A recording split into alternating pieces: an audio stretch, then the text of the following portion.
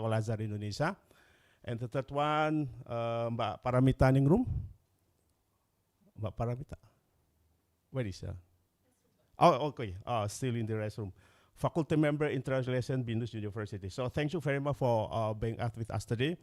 I look forward to hearing you insightful views, perspective, and comments. Excellency, distinguished speakers, ladies and gentlemen, this Graduate Student Research Colloquium is our first call for papers targeting Indonesian graduate students, both at home and overseas. So this should be seen as a vital effort for providing a publication platform for young and aspiring scholars.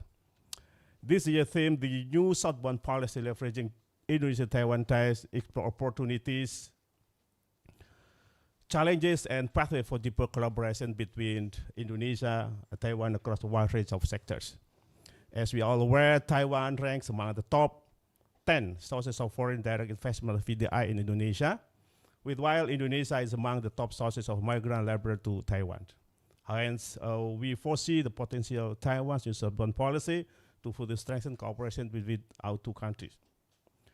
So the NSP reflects Taiwan collaborated engagement with its partner, while also expanding its scope and scale beyond trade and economy, to also emphasize other areas including technology, innovation, energy, and sustainable development, and cultural and people-to-people exchanges and organization. These various topics are reflected through the rich and diverse discussion addressed by the contributing authors in this proceeding. Excellency, distinguished speakers, ladies and gentlemen, in bringing this Graduate Student Research Colloquium proceeding to completion, so we have been fortunate to engage with many individuals whose ideas, time, and support have greatly enriched the process. So let me express my sincere thanks and gratitude to the TITO Jakarta office for collaborating with the Habibie Center for such an important program. So we cherish the friendship between our two organizations, the Habibie Center and the TITO Jakarta office, continue into the foreseeable future and importantly contribute to build stronger and more mutually beneficial between Indonesia and Taiwan in the future. So my gratitude also goes to all authors, reviewers, editors, colleagues, and partners for their respective contribution, insight, and constructive feedback. I'm especially thankful to the research team of the ASEAN Studies Program. I hope that this program serves as a platform to support and elevate young scholars in honing their writing and research skill, while also enriching literature on Indonesia-Taiwan relations. In addition, I believe that the research findings presented in this GSR proceeding will provide valuable insight for relevant stakeholders and could assist in the shaping our policies to further strengthen relations between Indonesia and Taiwan. Thank you. Assalamualaikum warahmatullahi wabarakatuh.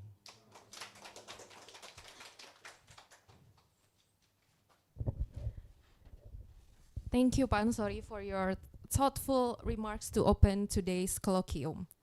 Now, it is also our pleasure to welcome Ms. Xiaomei Lin, the Director of Public Affairs Division from TETO Jakarta, who has kindly joined us today. We are honored to have you with us for today's colloquium, Ms. Xiaomei Lin, and I would like to kindly invite you to deliver your remarks, please.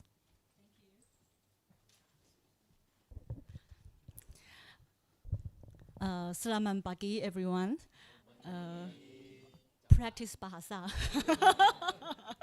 Yeah, this is Mei Ling from TETO, the Taipei office, and it is my great honor to be here, to be invited to join this very wonderful platform provided by the Habibie Center. And first of all, I would like to say I feel very honored to be invited to this student research colloquium, and I think Habibie Center did a very good job of inviting all the future promising young talents and to come here to share us your insight, your researches on how Taiwan and Indonesia can further collaborate further in the future. And I'm sure that we can all have very good takes from all of you. And Indonesia is my second home alongside Taiwan, as I began my career here since last July. So I've lived here in Indonesia for 1 year and 3 months. 3 bulan. And suamiku suka jalan-jalan di Jakarta. So he also traveled with me to Jakarta, and dia retired Air Force dari Taiwan, and karena saya akan ke Jakarta, so dia decided to retire Yeah. So traveled with me. So sekarang, I treat him very well because he also traveled to Jakarta with me, and we all invited the hospitality that the Indonesian peoples have shown to us together, and we feel very welcomed. And we see this our second home. And before we begin our this program, inside the room with Director Anthony, I said thank you on behalf of the people of Taiwan, because just last week there was a typhoon in Taiwan, and that caused very devastation in Hualien. Hualien is on the eastern side of Taiwan, and because of the typhoon was so strong that 60 million tons of muddy water overran the lake, flooding a lot of villagers' house, leaving them devastated. And at this time, in Taiwan's news, we saw a group of Indonesian migrant workers. They volunteered to the villagers' house to help clean up the muddy houses for them for free, using their personal time, their personal travel expenses. And this great love shown from our Indonesian people touched my heart so deeply. So that's why today, when I'm invited to this colloquium, I feel so much honored and so touched. And thank you again for the great love that the Indonesian people have shown to Taiwan. And also, as mentioned by Director Anthony, that Indonesia and Taiwan has very close and strong people-to-people connection. Sekarang, there are 18,000 students, Indonesian students, starting in Taiwan. And we are very honored to have them and to receive them. And just like our one of our very promising Pak Radem Rufi. Sorry, my Bahasa is still improving. In the future, I will be better. Yeah. So we have so many Indonesian students starting in Taiwan, and we are proud to having them. And Indonesia and sekarang our second largest source of international students, and we want to welcome them more. Yes, so my colleague Reina has also brought some of the scholarship programs available that we would like to invite you to explore the opportunities to study and to do some researches in Taiwan to further making the connections stronger. And last but not the least, let me say, okay, because I have the paper, right, so I have to go at least 1 or 2 lines. Otherwise, my colleague Rena will be angry with me. Okay. But because she did this for me, but I'm not reading this at all. Yeah. So I eagerly look forward to hearing more from the students' research, and the student projects that we see today reflect this deep connection between Indonesia and Taiwan. And once again, I would like to express my appreciation to the students and the organizer, Papak Anthony, for the work and vision that you've put into this platform. And I'm confident that this event will foster greater collaboration and strengthen the bonds between Indonesia and Taiwan. Selamat pagi and terima kasih banyak. Thank you.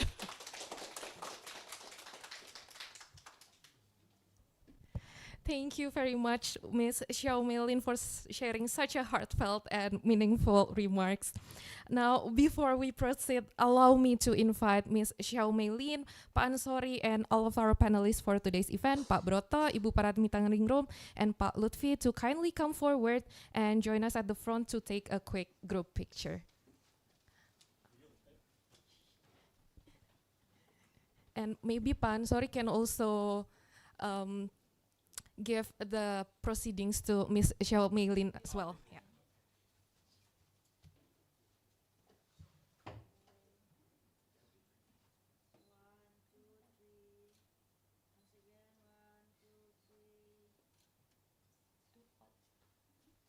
And all together, please.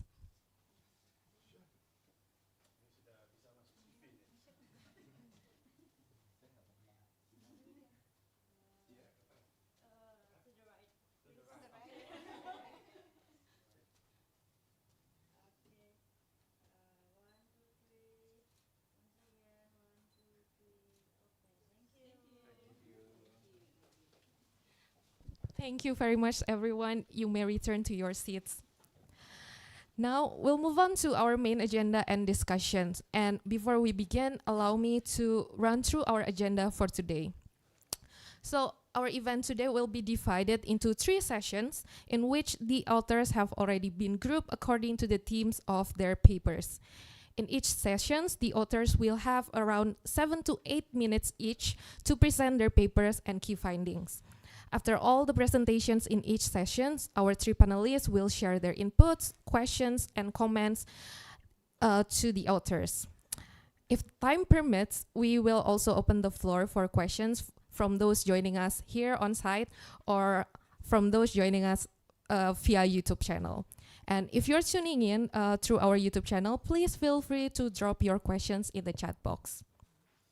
And as for all of the authors, we encourage you to do your best because we have prepared special awards for the 3 best papers and as well as the best presenter. As an additional token of appreciation, the first place will receive 2 million rupiah, second place winner will receive a reward of 1.5 million rupiah, third place will receive 1 million rupiah, and the best presenter will also receive 500,000 rupiah. Now, before moving on to our first session, it is also my pleasure to welcome and introduce our 3 distinguished panelists who are joining us today. We are very honored to be joined this morning by Pak Broto, Bu Paramitaningrum, and Pak Lutfi, who will share their expertise and insight, as well as provide valuable inputs and comments for each of the authors. Let me introduce them one by one. Our first panelist, Pak Broto Wardoyo, he is a senior assistant professor as well as the head of Department of International Relations at Universitas Indonesia. Pak Broto earned his bachelor degree in International Relations from Universitas Indonesia and proceeded to obtain his master's and PhD from National Changchi University in Taipei, focusing on Asia-Pacific studies. His areas of expertise includes international politics, international security, diplomacy, as well as Middle East and Asia-Pacific studies. Welcome to the Habibie Center, Pak, and thank you for joining us today. Our second panelist, Ibu Paramitaningrum, is a lecturer at the Department of International Relations, Bina Nusantara University, or BINUS. She is also the deputy head of Global Class Program at BINUS, and her research interests are on ASEAN community and the political economy of regional integration in Europe. Similar to Pak Broto, she also earned her bachelor in international relations from Universitas Indonesia, and she also holds a postgraduate diploma from University of Birmingham and also a PhD from Tamkang University in Taiwan. Welcome, Ibu. Thank you for sharing your time and expertise with us this morning. Our third panelist, Pak Muhammad Lutfi, is also a lecturer in the study program of International Relations, Universitas Al-Azhar, Indonesia. His research interest is in defense and security, and he earned his bachelor from Universitas Pajajaran and his master's from Universitas Indonesia. Pak Lutfi is also currently pursuing his PhD from National Changchi University in Taipei. Thank you for being here with us today, Pak Lutfi. Without further ado, let's begin our first session today. The first session's theme is Rethinking Indonesia-Taiwan Economic Strategy under the New Southbound Policy. I would like to invite Kezia Regina Setiono, Nanda Yuda Ikhwan Pradana, and Dama Rifki Adi Pramana to join us and take the seats at the front. Please come to the front.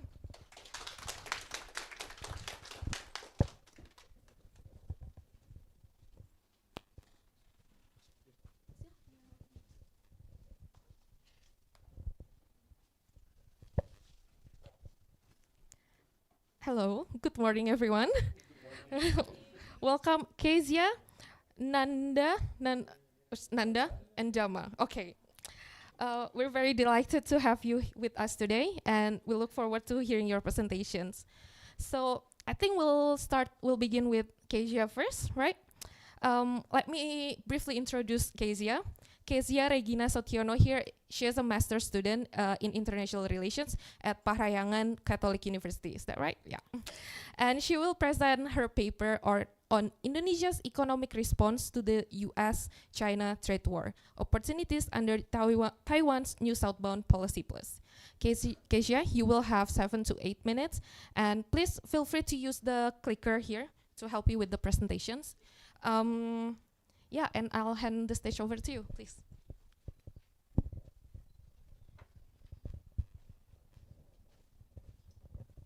So yeah, good morning, ladies and gentlemen. It's an honor to be here.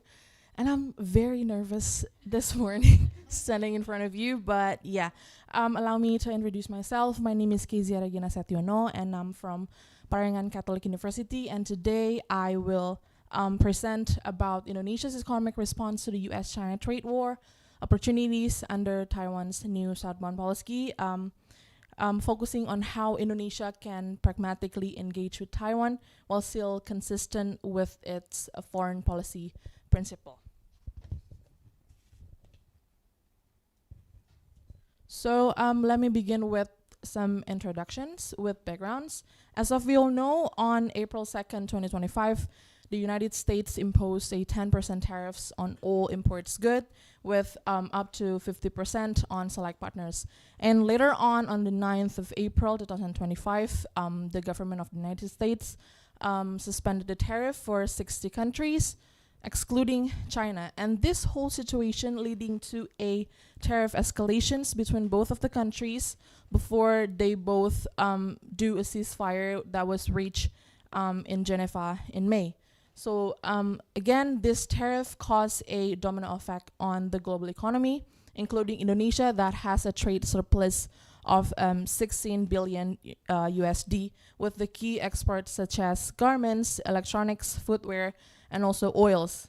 And under the current administrations, Indonesia pursues a long-term development roadmap known as Indonesia Mas 2035 visions, which seeks to achieve 8% economic growth, diversified trade, and also attract foreign direct investment and deepen regional cooperation. And here, the concept of strategic opportunisms becomes relevant as Indonesia must navigate and also adapt to the global economy uncertainty by seeking a new non-political partnership such as with Taiwan. So Indonesia's foreign policy has long been guided by the principle of independence and active. Independence means that Indonesia does not align itself with any major global power, while active means that Indonesia seeks to promote peace and also contributes to conflict resolutions. And since the signing of the MOU with China on 1990, Indonesia has upheld a one China policy, means that Indonesia recognizes Beijing as a sole government of China and therefore does not have an official diplomatic or also consular relations with Taiwan. But however, in practice, Indonesia maintained a non-diplomatic economic relations with Taiwan driven by the need to diversify trade and also investment, especially under today economic uncertainty. So yeah, let us now turn into Taiwan's NSP Plus and Indonesia Mas 2035 visions.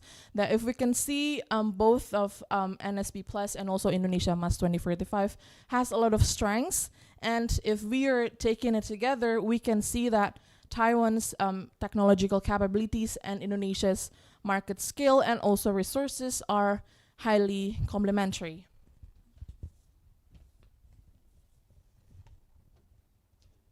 And here, if we look at the Taiwan's investment flows to Indonesia, we can see in a span of 10 years from 2013 to 2023, we can see an overall positive trend despite a decline in 2023. But however, investment has not yet returned to peak levels of 2015 and also 2020. And this whole situation reflects a broader global patterns. And according to the UNCTAD, on the 2025, the global FDI fell into 11%, marking the second consecutive annual decline. And in Indonesia, the FDI on the second quarter of 2025 was nearly dropped by 7%. And this caused by the renewed tariff pressures on Indonesia export to the United States. And this highlights the need for Indonesia to diversify investment resources, making Taiwan as a strategic partner.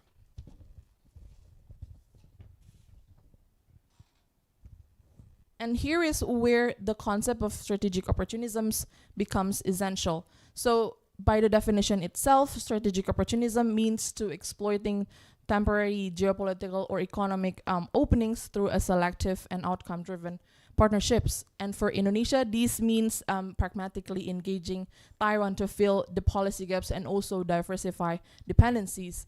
And through Taiwan NSP Plus, both of the country can create a so-called survival chains in two key corridors that I point out. The first one is the high-tech supply chain and digital solutions corridor, and the second one is the public health corridor. And these two corridors align directly both with the NSP Plus and also the Indonesia Mas 2045 priorities of technology-driven growth, human capital development, and also the sustainable development. So yeah, in conclusion, the NSP Plus represent a substantive evolutions of Taiwan value-based diplomacy with 6 thematic corridors. And for Indonesia, the NSP Plus provided targeted investment facilitation and people-centered frameworks, even amid the global trade tensions. And by channeling the Taiwanese FDI into the high-tech manufacturing and leveraging Taiwan's public health expertise, Indonesia can reinforce a supply chain security and health resilience. And most importantly, this cooperation with Taiwan and Indonesia embodies a strategic opportunism, means that Indonesia can deepen non-political ties with Taiwan, maximizing economic benefit, but still remain committed to the One China policy. And therefore, the NSP Plus should be seen as a strategic tools that Indonesia's independence and active foreign policy, and also help achieve the 8% economic growth target, and also forge a resilience, mutually beneficial partnership in the era of global uncertainty. So thank you very much for your kind attentions, and I look forward for your question and discussion. Thank you.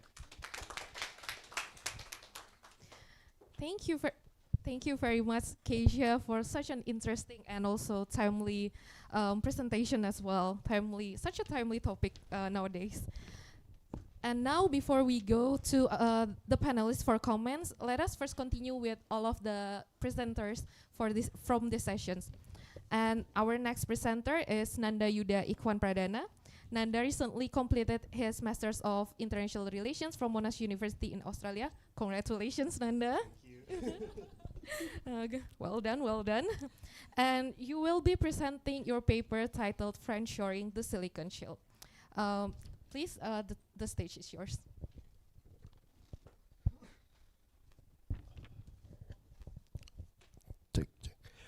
Thank you for your kind introductions, and good morning, honorable guests, panelists, and fellow participants. I would like to say that same with Kezia, I'm also nervous for this for today's presentations. So yeah, I hope this presentation will going well. Today I will be presenting my paper titled Friendshoring the Silicon Shield. Basically, this paper will explore how it would look like the Taiwan-Indonesia semiconductor corridor under the new Southbound Policy Plus. What is friendshoring? Friendshoring means relocating critical industry and critical supply chain to politically aligned and trusted partner.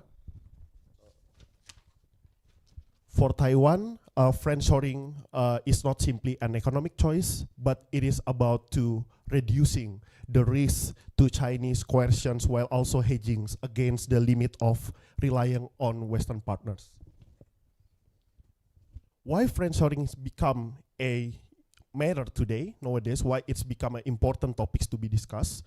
2 factors define the strategic context of friendshoring. First, the escalating of United States and China tensions pushed Taiwan to diversify beyond Chinese markets. Many Chinese corporations doing business with Taiwan are under US sanctions and restrictions, directly limiting Taiwan's rooms for maneuver industrially and economically.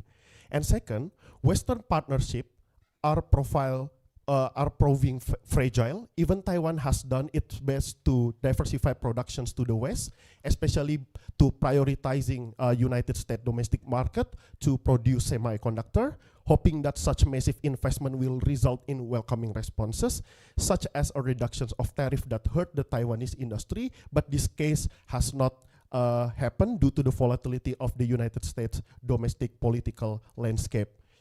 However, Taiwan's new Southbound Policy Plus can become a potential avenue to mitigate the geopolitical and threats towards sovereignty by diversifying the risk of semiconductor productions.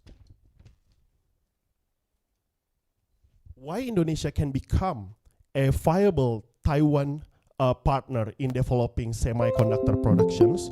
Indonesia has the largest STEM graduates or talent pool within the Indo-Pacific regions. Almost 24% of Indonesia tertiary graduates are in science and engineering, the highest share in Southeast Asia. And also Indonesia rich in silica resources, the material that critical to produce semiconductor wafers. And also Indonesia has recently integrated the semiconductor industry development into its Golden Indonesia 2045 visions, means that there is a political will by the Indonesian government to support the critical semiconductor industry within the Indonesian country. However, to friendshore the critical industry such as semiconductors, there is some kind of critics basically from the realists of international relations. So basically the realists in international relations trying to say that the Silicon Shield or the Taiwan soul and also the primacy in producing the global semiconductor is basically the deterrence power that Taiwan need to always maintain.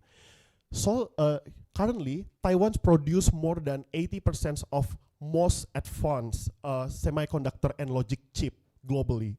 This means that, and also the United States, the important Taiwanese partner, import 44% of logic chips from Taiwan, and China itself imports 95% of the logic chip from Taiwan. It is means that Taiwan can leverage their,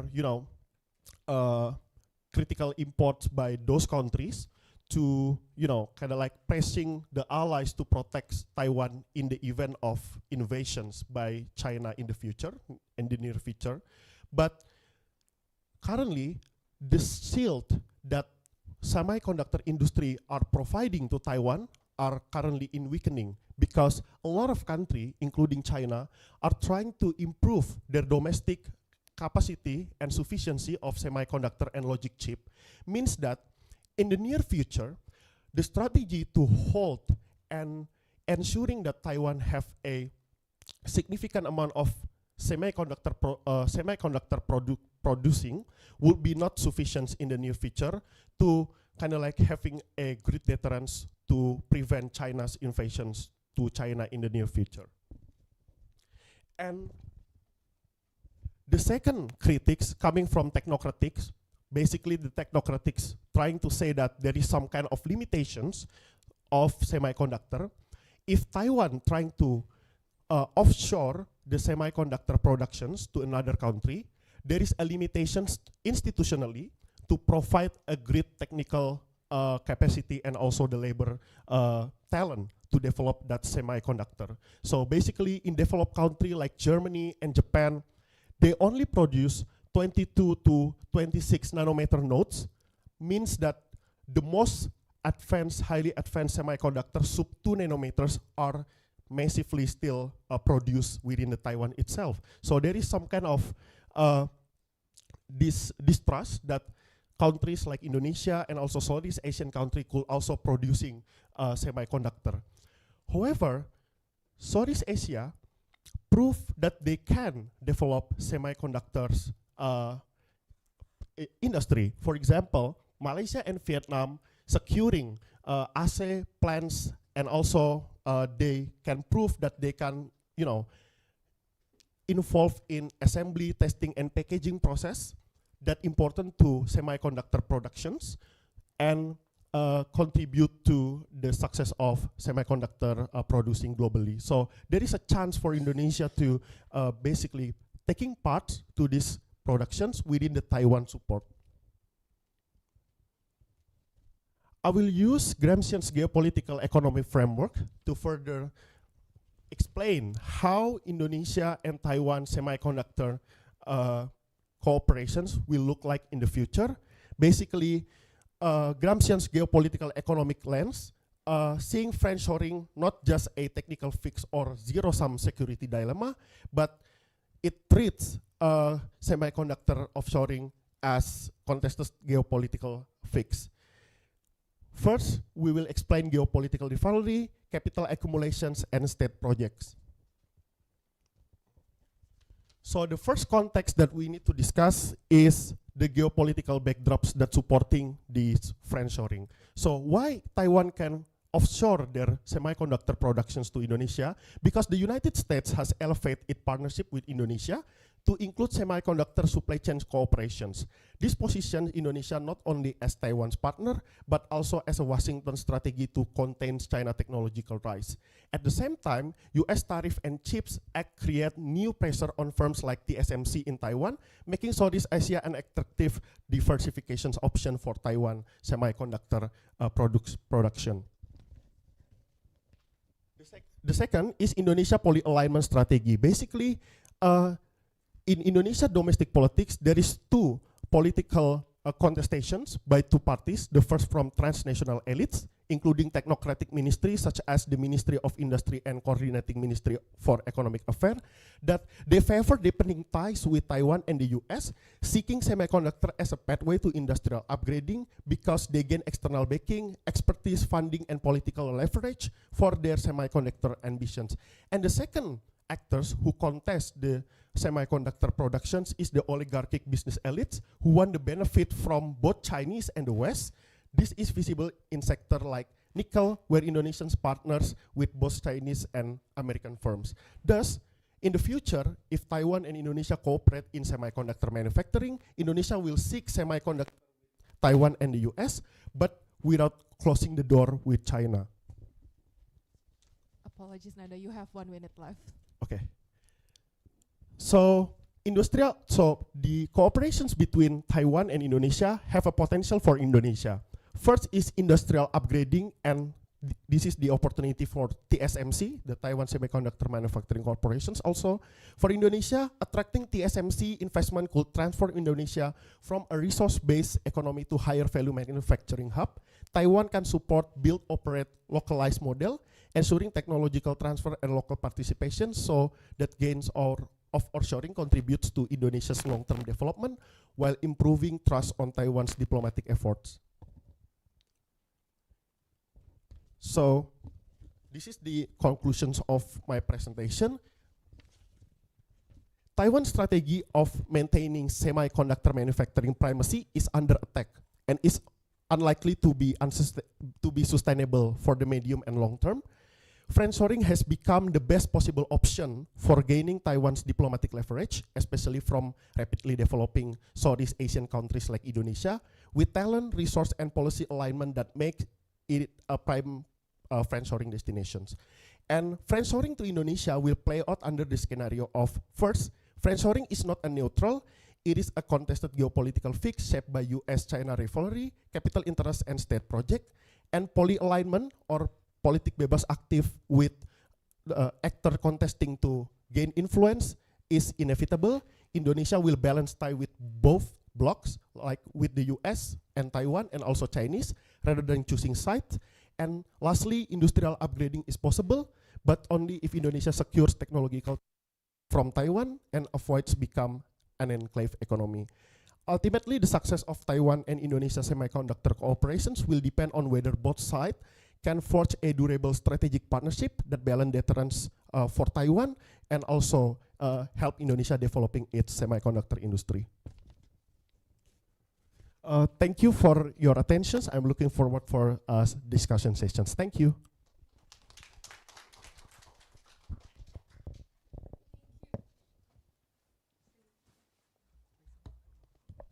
Thank you, Nanda, for sharing your research findings and insights on this topic. Now we'll move on to our last presenter for this first session, Dhamma Rifki Adi Pramana. Dhamma is currently enrolled as a master student in business law at Universitas Gadjah Mada, specializing in international relations and trade law. Thank you, Dhamma, for coming from so far from Yogyakarta all the way. Dhamma will also share his findings on his research titled Taiwan's New Southbound Policy Plus and the Think Tank Corridor, a transnational advocacy network approach. Dhamma, you also have 7 to 8 minutes and the time is yours. Sorry. Thank you very much.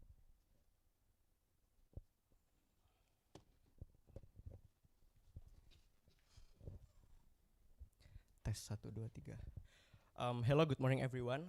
My name is Dhamma and today I will present my presentation entitled Taiwan's New Southbound Policy Plus and the Think Tank Corridor, a transnational advocacy network approach. Such a long title, but I will try to highlight the Think Tank Corridor, which consists of Taiwan Asia Exchange Foundation.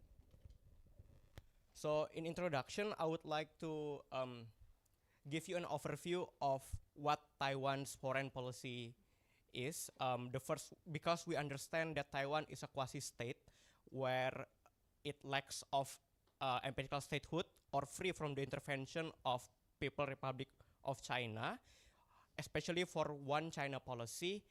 It pushes Taiwan to have new Southbound policy that try to enhance the economic cooperation with Southeast Asian countries, South Asian countries, and also Australia, right? And then by 2016, Tsai Ing-wen is the one that initiate the New Southbound Policy. And then now, currently, there's a shifting from New Southbound Policy to New Southbound Policy Plus by Lai Ching-te in 2024. I would like to highlight what differs between New Southbound Policy from Tsai Ing-wen and New Southbound Policy Plus is that there's value-based diplomacy, which consists of one, think tank corridor, second, NGO corridor, and third, youth corridor. We are going to talk about think tank corridor, but still we will like go and connect with NGO corridor later on. So my theoretical framework is transnational advocacy network that comprise coalition of NGOs, research institutions, social movements, and other civil society actors. By using this framework, I try to address, try to categorize what TAIF already done in Indonesia by assessing information politics of how TAIF able to publish credible information that can be processed by the audience. Second, symbolic politics that try to frame a certain event and address the issue itself. And then the three, leverage politics by involving like other actors, maybe state, maybe non-state actors mainly. And last but not least is accountability politics, where actually it has power to take responsibility for those actors on their behalf. And this is, sorry. And this is my next slide. Actually, I try to deliver to you what Dr. Shin Huang Michael Sao, I'm so sorry for the pronunciation if it's wrong, the chairman of TAIF, in Taipei Times 2018, he said that TAIF is semi-official think tanks that are not completely independent and shaped by government directives. However, I find that actually I'm questioning whether or not are there any changes or shifting categorization from 2018 Taipei Times interview with current situation, especially under New Southbound Policy Plus. And then this, my first analysis, actually I try to put the category to TAIF itself. I acknowledge and recognize that TAIF is a policy-oriented think tank. However, I would like to address what consisting of this organization and where can we try to collaborate or explore the opportunity of collaboration. So if we're talking about number one, GONGOS, governmental organization, governmental organized non-governmental organization, we can say that TAIF, as mentioned earlier, is semi, so it's not fully controlled by the government. So it's not falling into this category. And the second one, CSO, civil society organization, it's like the middle ground. But I would like to also explain the other reason why I also put NGOs to the condition of TAIF itself. And then think tanks, like the currently what happens where the output try to influence the foreign policy and the certain decision maker in countries, for example. And fourth, NGOs. And five, I try to introduce my new term, Of course, it's full of limitation, which I will try to explain later on, but I will just like to highlight quoted stated NGOs. So this is my further analysis about TAIF. So the characteristic of NGOs also included within TAIF itself. For example, private having a separate organization from the government, as we can see on the official website. There's also board of TAIF itself. Although there are also board of the governments in the about of the website. And then it's self-governing, privately managed, because Semai mentioned earlier, Semai government on 2018.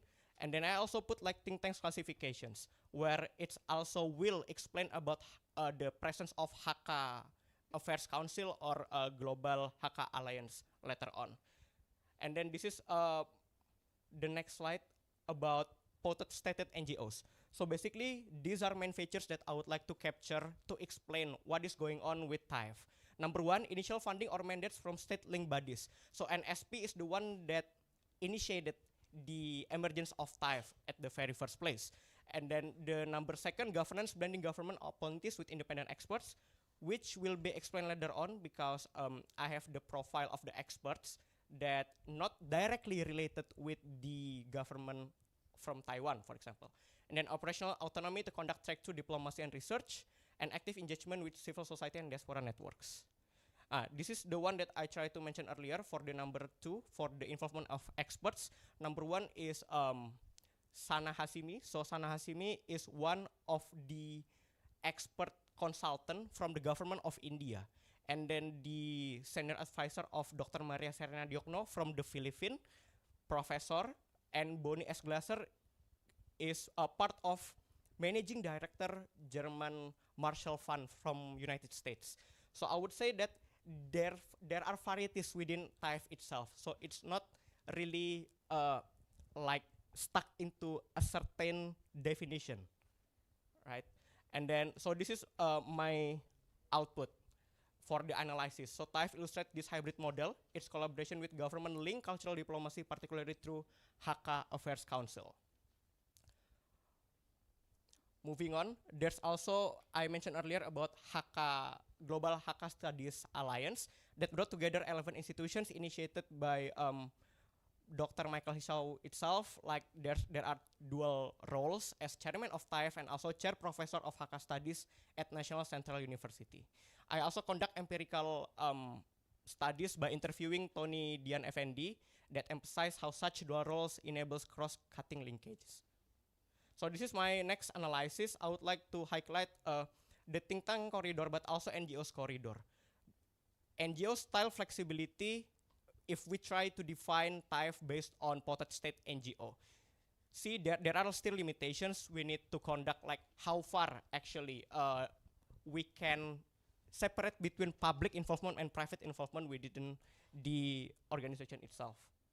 And next but not least, this is the reflect of TAIF role using TAN itself, information politics, symbolic leverage, but absence of accountability essence. And what can we do actually by having this? What is our ultimate goal? So we able to initiate pilot initiative and thematic working group, because by having like different categorization, we have flexibility, less commitment or accountability, something like that. And maybe because of the time's up, I would like to continue on the discussion session. Thank you very much. Thank you very much, Dhamma, for sharing your perspective and insight. Now that we'll have listened to all of the presenters from the first session, let's move on to our panelists and to hear their comments, feedbacks, or even if you have some questions for the authors as well, please you may raise the questions. And if we do still have some time left in the session, we'll also open the floor for questions as well. So please do prepare your questions. And I would like to also remind and encourage everyone that's joining us through our YouTube channel. You can also send in your questions through the chat box column. And to begin from the panelists, maybe we can start with Pak Broto to share your comments.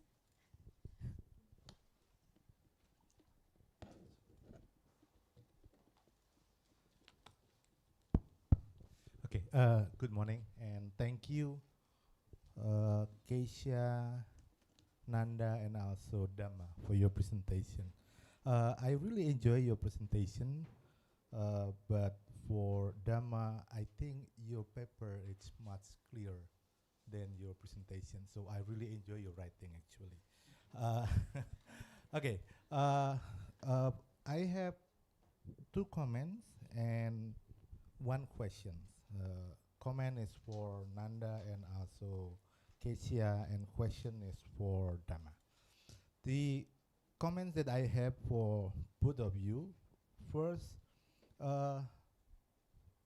your writing and your presentation, or basically your topic, is rather broad. So I think you need to set the focus on what you want to argue, basically. In your case, Kesia, because you are focusing on investment, I think you need to elaborate more on what type of investment that Taiwan actually do in Indonesia and how they will impact in Indonesia and Taiwan relations. That's the first one. And for Nanda, I think you did a good job because you're focusing on semiconductor industry, right? But I haven't heard anything, any explanation about the supply chain, because semiconductor, probably it is not really broad topic, but in a sense, if we talk about this industry, it is a really broad topic. You brought out TMSC, for example. It is a very specific players within the semiconductor industries. So I think if you can elaborate more on that, that will be an interesting paper, and because you really convinced me when you had your presentation. And for Dhamma, the question is, so what is the merit of TAIF? Why is it different from others? Because you mentioned about different type of, how you call it, think tanks, NGOs, and so on. But what is specific from TAIF? Why is it different from any other institution in the past? I think you realize that one of the problem with Taiwan is because it lacks diplomatic recognition, right? So the political recognition from other countries is not that strong. It's different with other countries. So in that sense, you can really point it out the significance of TAIF and its role in advancing Taiwan diplomacy. So that is for me. Thank you.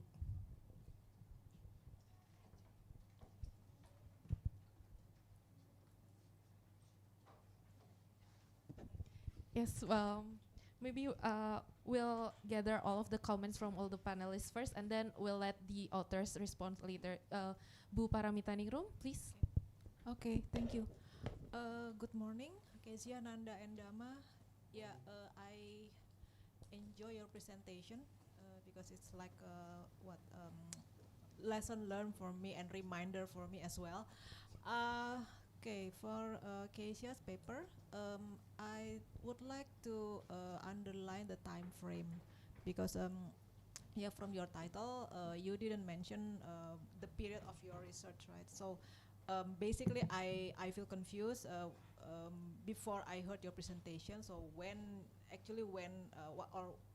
in which period you are going to share to us about your research? And later on, when I read that, oh yeah, you mentioned Indonesia Emas, and so I get it. Okay, so it's quite new actually. So time frame should be important here, and you also address so non-political engagement is very important in your writing, And here you also mentioned that Taiwan and Indonesia try to make use of their own resources, yeah, to have so-called strengthened bilateral relations, right? But you also need to pay attention that Indonesia actually is good, but we also, if we see to the bigger picture, we see that Indonesia already had a very strong relation with the U.S. and also with China. So basically here, if Taiwan would like to be involved in this relations, Taiwan needs to consider that this triangle relations is very strong. So how Taiwan can involve, and what Taiwan can offer in this triangle relations, because three of them, U.S., China is a big power, and Indonesia is also big power in the region. And whether this Indonesia's resource and market and Taiwan technical expertise can play important role in these triangle relations or not. And also try to be more focused on that, because as Pak Broto said, we are still confused. So actually what Taiwan would like to show in this triangle relations and in this writing. So it will be easier for you then to portray, okay, this is Taiwan advantage, and Taiwan can show their leverage in this triangle relations. Okay, thank you. Yeah, and then for the second Bumita, paper. pardon me, can you hold the microphone closer, because Okay, it's, yeah. thank you. Okay, so for the second paper, Nanda, about semiconductor and friendshoring is also very interesting. And again, Taiwan here show their power leverage, in Indonesia-Taiwan relations, and also in Asia, Southeast Asia, I think. Southeast Asia. Yeah. So how then Taiwan can show their power leverage in Southeast Asia through this friendshoring, using their TSMC talent, resources, and market policy experience to make them more powerful and can be seen by Southeast Asian countries. That's my concern, because they for semiconductor, we all know they already very expert, and then they try to promote this in their to their Southeast Asian partners, and for us, for Indonesia and other Southeast Asian countries, of course, we will welcome. But again, I think each of Southeast Asian countries has their own interests, whether they would like to accept it purely, or they still choose, okay, which one is better, China or Taiwan or other, something like that. So better you also need to focus on that. And regarding to Indonesia's domestic politics that you also mentioned, so be more focused on that. And for the third paper, Dama, this also interesting. Still related to the previous one, but you focus more on transnational advocacy network. So the role of the people here, how these people can play in this interaction, using you also mentioned using their expertise, using their ethnic orientation, because you also mentioned Global Hakka Alliance, and coincidentally, Professor Xiao is also seems like he also play this ethnic card for its effort. And then how Taiwan here can be a model of diplomacy, using the network, the people. So you can explore how the Taiwan make use of their people, their expertise, and also ethnic orientation to pursue their diplomatic strategy, because TAIF itself is one of the diplomatic actors for Taiwan context. And by having this TAIF and other similar institution, Taiwan would like to show how they can play a role in their relation with Southeast Asian partners. Yeah, be more focused on that, how Taiwan can make use of their people and expertise and ethnic orientation, yeah, or cultural factors on making their diplomatic strategy works. I think that's all for me. Thank you very much. Thank you, Ibu Paramita Ningrum. Pak Lutfi. Thank you. Dear presenters, thank you for your wonderful presentation. I really enjoy all of your presentation, and three of you have covered, I think, two corridors, the technology and also the NGO corridor in related to the NSP+. My comment for Kezia, I think I would like to be frank. Actually, Dr. Broto and I, and also my supervisor, are writing and even will presenting. I think it resembles the same topic with us, right, Dr. Broto, in terms of how Indonesia and Taiwan can cooperate during this economic turbulence caused by the Trump, right? So I think your topic is an important one. However, if I may to comment your paper, I would say that some data might be disputable. For example, if you say that Taiwan is the five largest investor in Indonesia, I think according to TETO official website, I think from their data, it is only placed in 18 numbers investors in rank in Indonesia for investment. So you have to recheck again your data.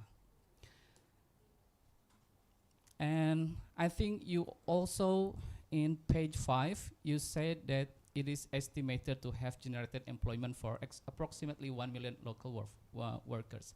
I think this kind of data is a signal of lack of data support. So you have to be, it is better to provide more information rather than an estimation. Okay. And my question for you is, I would say that I wanted to hear about on how Indonesia and Taiwan can seize these kind of opportunities in cooperation, particularly how both sides can materialize this kind of cooperation. That's for you, and I think for Nanda. I like your writing. Actually, I like your ideas. It's a contemporary topic for Taiwan and also for Indonesia, and I love how you write friendshoring. So I think this is a good term for us to know how Taiwan can see other countries to put their fabrication plan of semiconductor, and it is called friendshoring because only friends can have this kind of benefit. But I wonder, because is Indonesia is the right partners for Taiwan to do this kind of friendshoring, considering that Indonesia lack of basic plan to design, to fabricate this semiconductor. The element of silica is one thing, but I think semiconductor need more than that, right? So we have to have a designer institution for semiconductor. If you know that Taiwan can be in this place for semiconductor, I think it is it started from 1970s, if I'm not mistaken. So in Indonesia, it's just started from last year. That's the problem. Is Indonesia is ready enough to be a partner for Taiwan? I think Malaysia is better because they already set their AMD chip fabrication, and I think we are still struggling about that. But I like your idea, and I hope this kind of idea can be implemented later on. So that's my comment and also question for you, and for last but not least for Dhamma. So Dhamma, you said you defined that NGO is there is a state link NGO and also potted NGO, potted state NGO, and also government operated NGO. So how do you come up with this kind of potted state NGO? Why? I think we can only say that TIF is a state link rather than potted. So what is the differences between this line of potted state NGO and also state link NGO? I think that's my question for you. Thank you so much. Thank you very much for all of the panelists for their comments, feedbacks, and also questions. Now, let me turn back to the presenter. Maybe Nanda, would you, or Kezia, maybe would you like to respond first?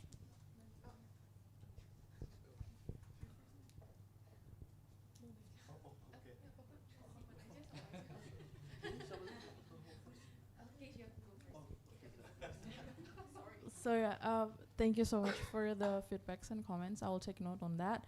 And for the question, how Indonesia and Taiwan can contribute to the cooperation, if based on my presentation, we can add more to the FDI.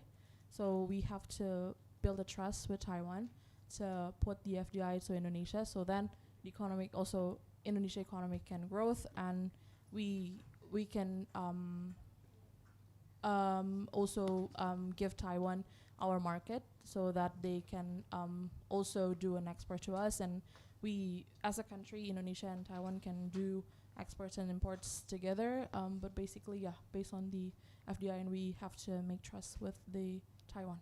That's it. Thank you.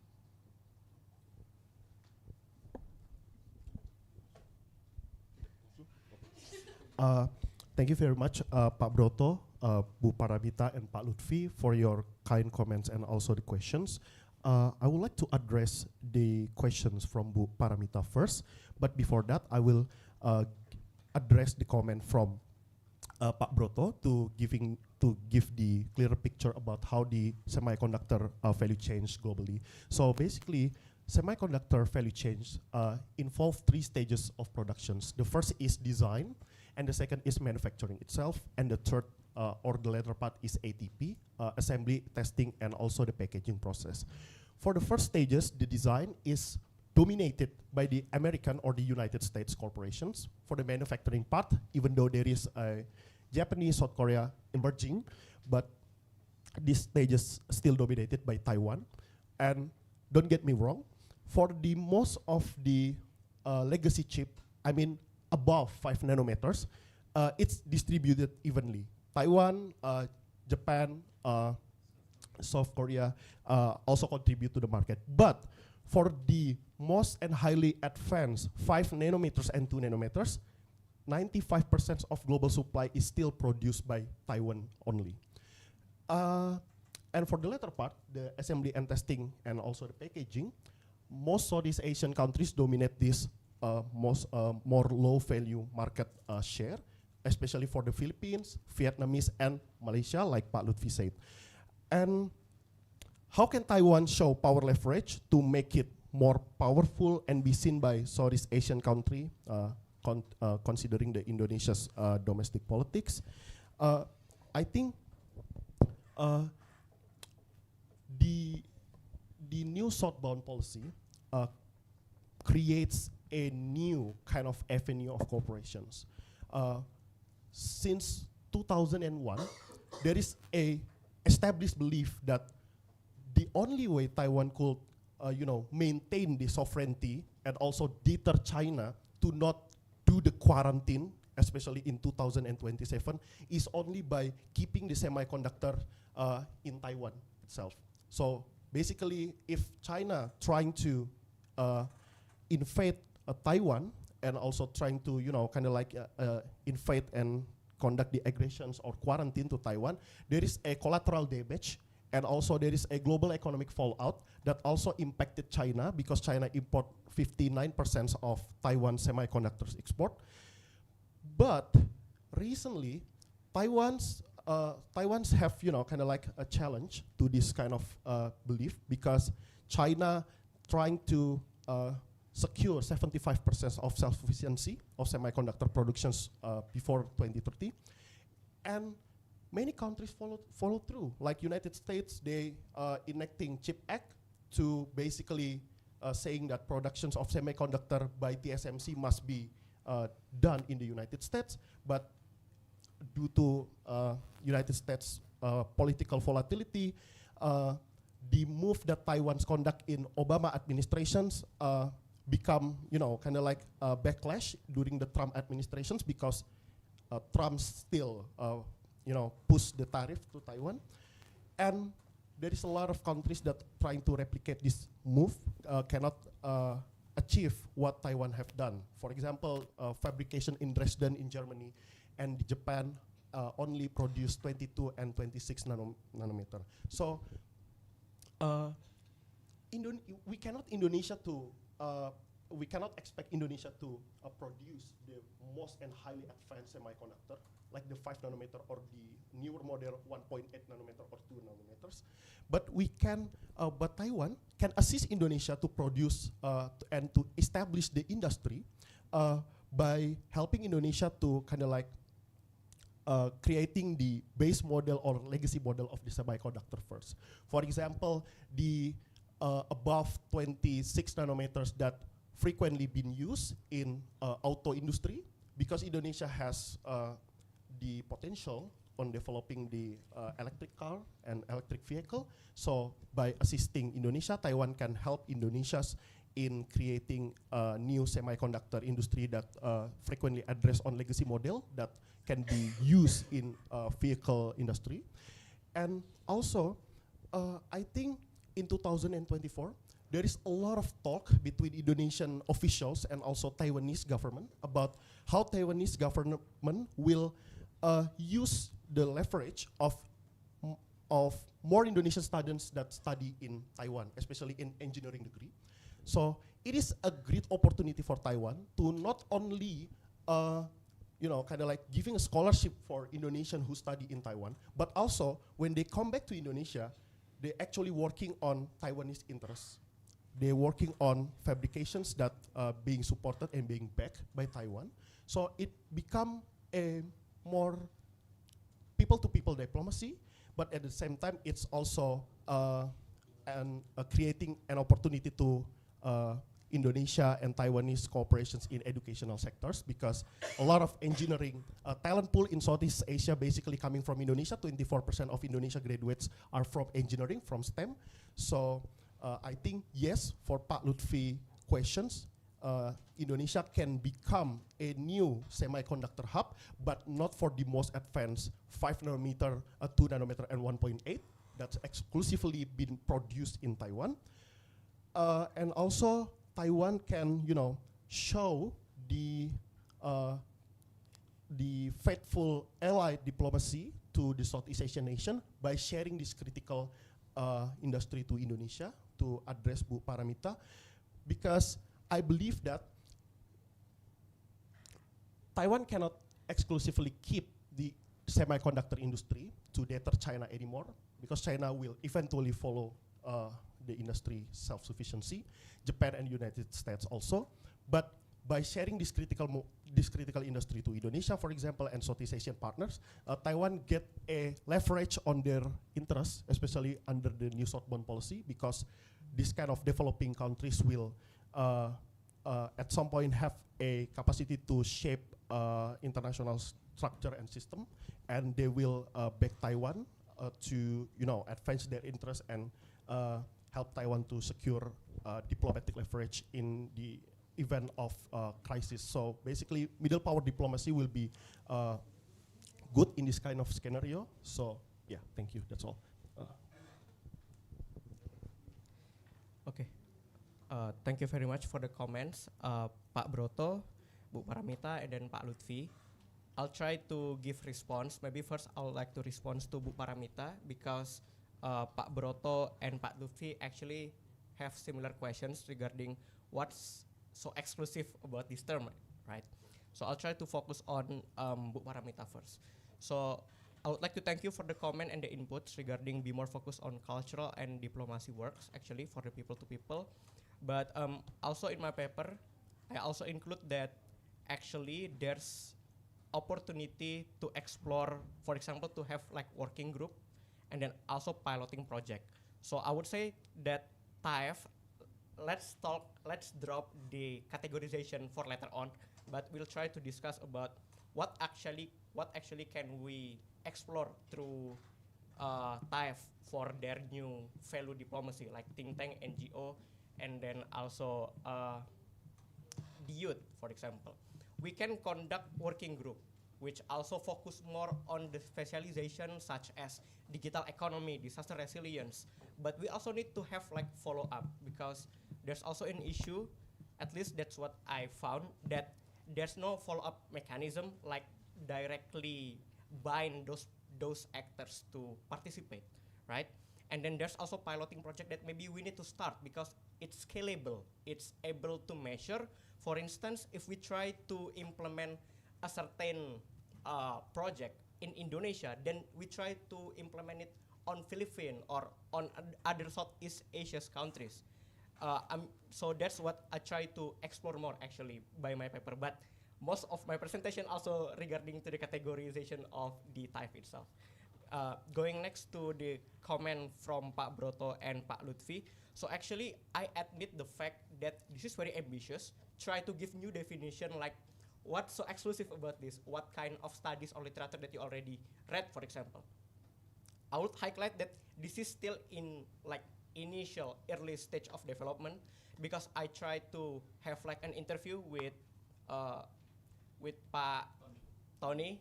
So I actually discussed with Pak Tony about the situation like what is actually TAEF is. Like there are a lot of NGOs, like there are a lot of actors that involved within the TAEF itself. Or should we like create a new categorization that enable, maybe bring benefit to Taiwan itself? For example, if we're talking about NGOs has flexibility, for example. So people actually like, we have more acceptance for that issue. That's what I try to bring to the table actually.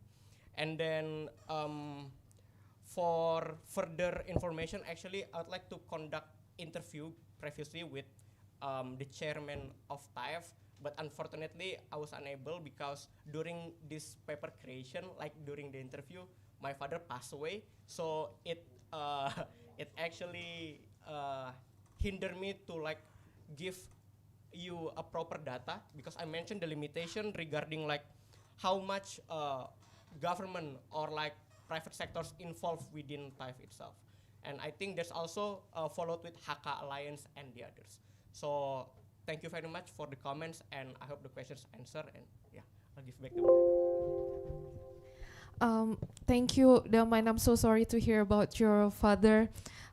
Thank you so much for the response from Kezia, Nanda, and also Dama. And unfortunately, due to time constraint, I don't think we will be having enough time to open the floor for questions in this first session, but we will try to make more time for the later sessions after this. But Indira, can Yes, I make yes, a short please, comment? of course, Pak.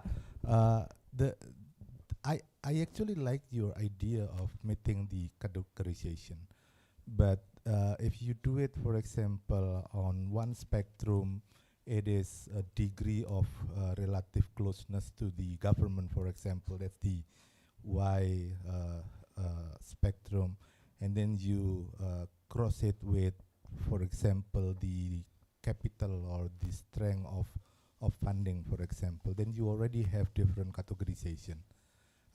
And within that categorization, you can place TAEF within one of the boxes. So you have a new concept, and it's a clear and academically sound concept, basically. Sorry, it's a very short comment. No, it's okay, Pak. It's okay. Thank you very much, Pak Broto. And that concludes our first sessions on the theme of rethinking Indonesia-Taiwan economic strategy under the new Southbound Policy. Round of applause, everyone. Thank you. Thank you. Before we move on to our second sessions, we will actually have a 10 minutes break to enjoy the coffee, tea, and snacks that we've prepared at the back of the room. Please feel free to enjoy them, and you can also network for a bit with fellow participants. And we'll resume shortly with our next sessions on the theme that is also equally interesting, enhancing Indonesia-Taiwan ties through social cultural cooperations under the NSP. So please feel free to enjoy the snacks at the back, and we'll see you in a bit. Thank you.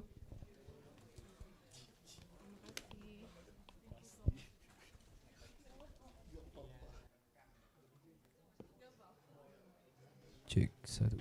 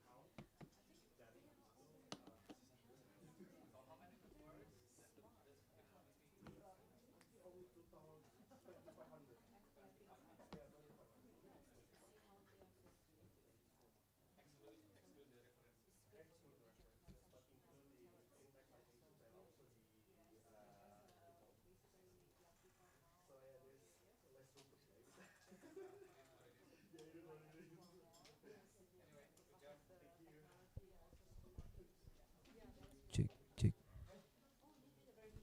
Cek.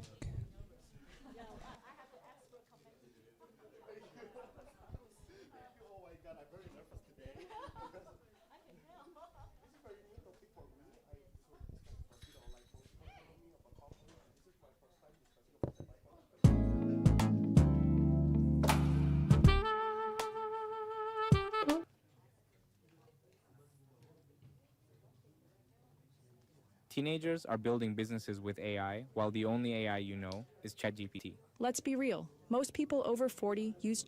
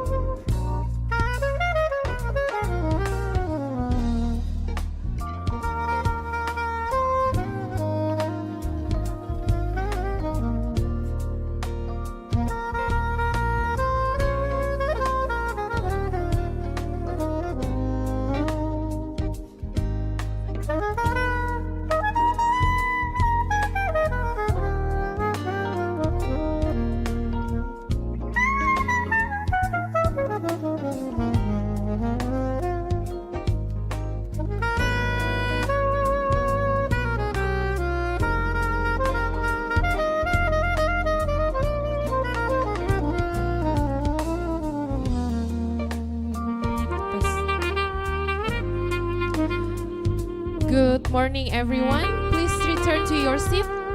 We'll resume our session shortly, and you are welcome to bring your snacks, coffee or tea to your chairs. And we'll continue our sessions in a bit. Thank you.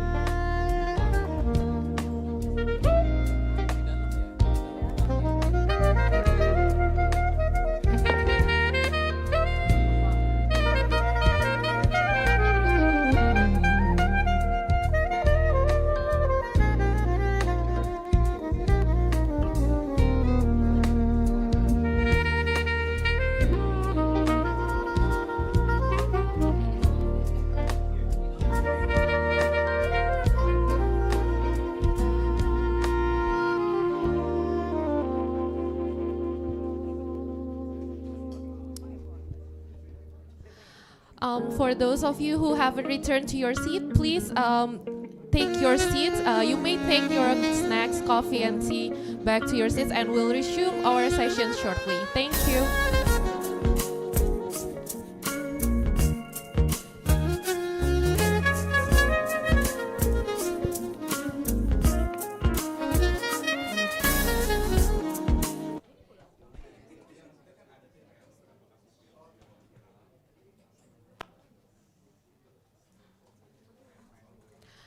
Welcome back, everyone.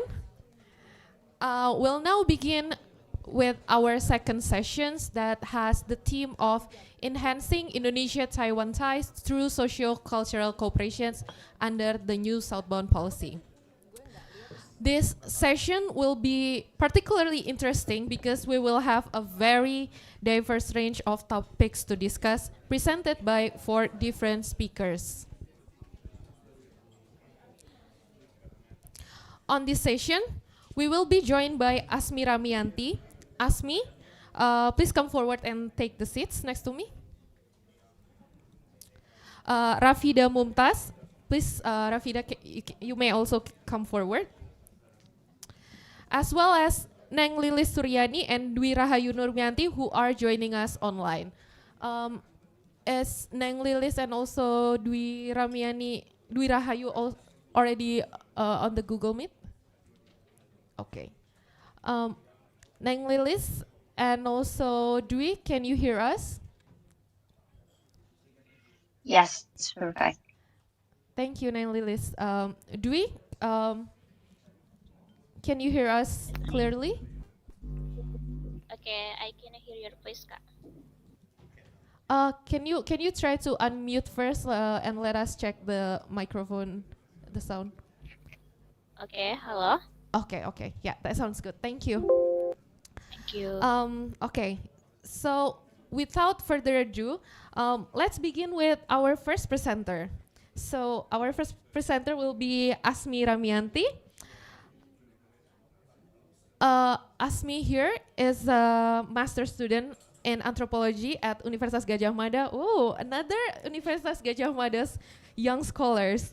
And she will be sharing with us her paper on the effectiveness of tourism promotions through social media, celebrities versus influencers, and a case study of Mika Tambayong's role as Taiwan tourism ambassador in Indonesia. Asmi, you have 7 to 8 minutes, please.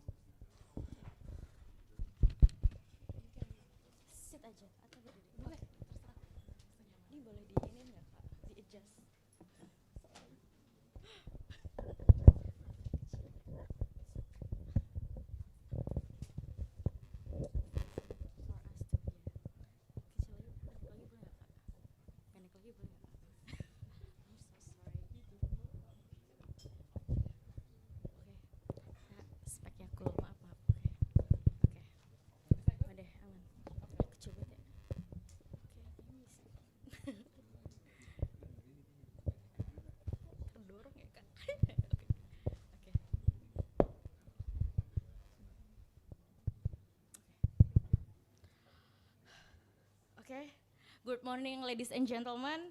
So thank you, Kak Nadia, for the introduction.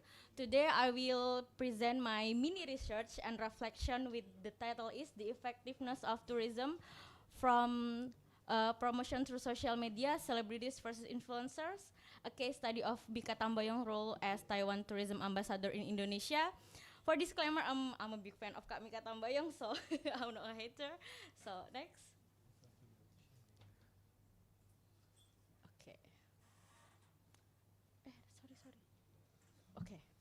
Okay. So the motivation for this research come from my personal observation. When I open my Explore on Instagram and TikTok, I see a lot of my, my friends showing then posts about their traveling abroad experiences. So when I check, and according to BPS, Badan Pusat Statistik, the number of Indonesian traveler going overseas has continued rise from around 7 million in 2024 to nearly 9 million by mid-2025. But most Indonesians still prefer destination in ASEAN, such as Malaysia, Singapore, Thailand, as well as Saudi Arabia for religious journey. So another popular destination include South Korea and Japan. And when I read about this research and I start to thinking about Taiwan, so I start wondering where is Taiwan in this popular destination in Indonesia. So yeah, when I deep research about Thailand, personally I quite familiar about Taiwan because like a lot of my environment since I was child also have a lot migrant worker in East Lampung. So yeah, I personally quite familiar, but this is a whole tourism topic is also new for me. So yeah, okay. When I explore further, I found that Kak Mika Tambayo has been selected as actress, tourism ambassador Indonesia under political agreement called the New Southbound Policy Plus between Taiwan and Indonesia. And this finding led me to examine how Taiwan seek to raise awareness in Indonesia from tourism aspect. So, particularly through social media. Okay, a lot of scholars says that a lot of people share their traveling experiences on social media, especially on TikTok and Instagram. So, from this context, I want to do some mini reflections on the effectiveness of kind of ambassador title in comparison to influencer in the case of Kak Mika Tambayong as a Taiwan tourism ambassador in Indonesia. Okay. From before I move forward, so I want to like make a general definition from kind of the tourism ambassador. So I mentioned from Desa Wisata Indonesia, tourism ambassador is an individual who serves as both of representative and promoter of country's tourism and culture. Their responsibility include introducing natural beauty, cultural heritage, and tourism events to wider audiences. These two functions, representation and promotion, became the analytical lens for this study. Okay, so to do this research, I use a digital ethnography approach. This means I focus on two apps, especially Instagram and TikTok, because right now Indonesia the largest number of TikTok user in the world. So, and for Instagram, Indonesia has the fourth largest in the world. So, okay, I use Crystal Abidin framework to examine how everyday experiences are spectacularized of this platform. And at the same time, I need to clarify my positionality. Maybe as an anthropologist, we call it disclaimers about our limitation. So as an anthropology student, I study about grassroots perspective. And since I've never been personally visited Taiwan, so I try as close as possible to, like capturing a real netizen perspective. So, okay. Observing how Taiwan tourism discourse is constructed through social media promotion and representation. Okay, my finding is on Instagram, Kak Mika Tambayong has posted limited but symbolic content. The first one, she appear in traditional Taiwanese attire, and the second one, she attended the Saatnya Berkunjung ke Taiwan event in Jakarta and share some her experiences at Husang Night Market. By contrast, on Instagram, Taiwan influencer tourism having consistently provided a wide range informative content about Taiwan. The first one at Nekat Pergi ke Solo, she shared a video showcasing the scenic coastline in Orchid Island. And the second one, the Sigit Sugiono, he shared about information on Taiwan travel opportunities through the Taiwan Lucky Draw program, so everybody can join that program and if they winning can freely going to Taiwan. So, and the third one at Ika Huang provided comprehensive guidance on travel and preparation, ranging from necessary travel documentation and instruction on purchasing transportation while during in Taiwan. So, okay. When I look on TikTok and I saw that on that platform, Kak Mika has been active there. She hasn't shared any content related to Taiwan tourism on that platform yet. But in these apps, many influencers using this app to share creative content, but mostly use video-based. In these apps, mostly they use like, like including monologues and show a lot of footage about location or destination traveling in Indonesia, and a lot of a lot of influencer will explain it on text or like using the technique storytelling. So I think in these apps, a lot of influencer give some more detailed information rather on Instagram. So, okay.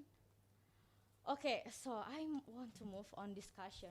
Based on my findings, I try to abstract and conceptualize of challenging encounter by celebrities in their role as tourism ambassador and influencers. Okay, I argue that influencers are more effective than celebrity in promoting Taiwan's tourism for three main reasons. First, in terms of content strategy, influencers are excellent at producing high-quality videos that follow 5-second rule to like a golden time to capturing audience's attention. And the second one, in terms of audience interaction, influencer foster two-way engagement, building trust and authenticity.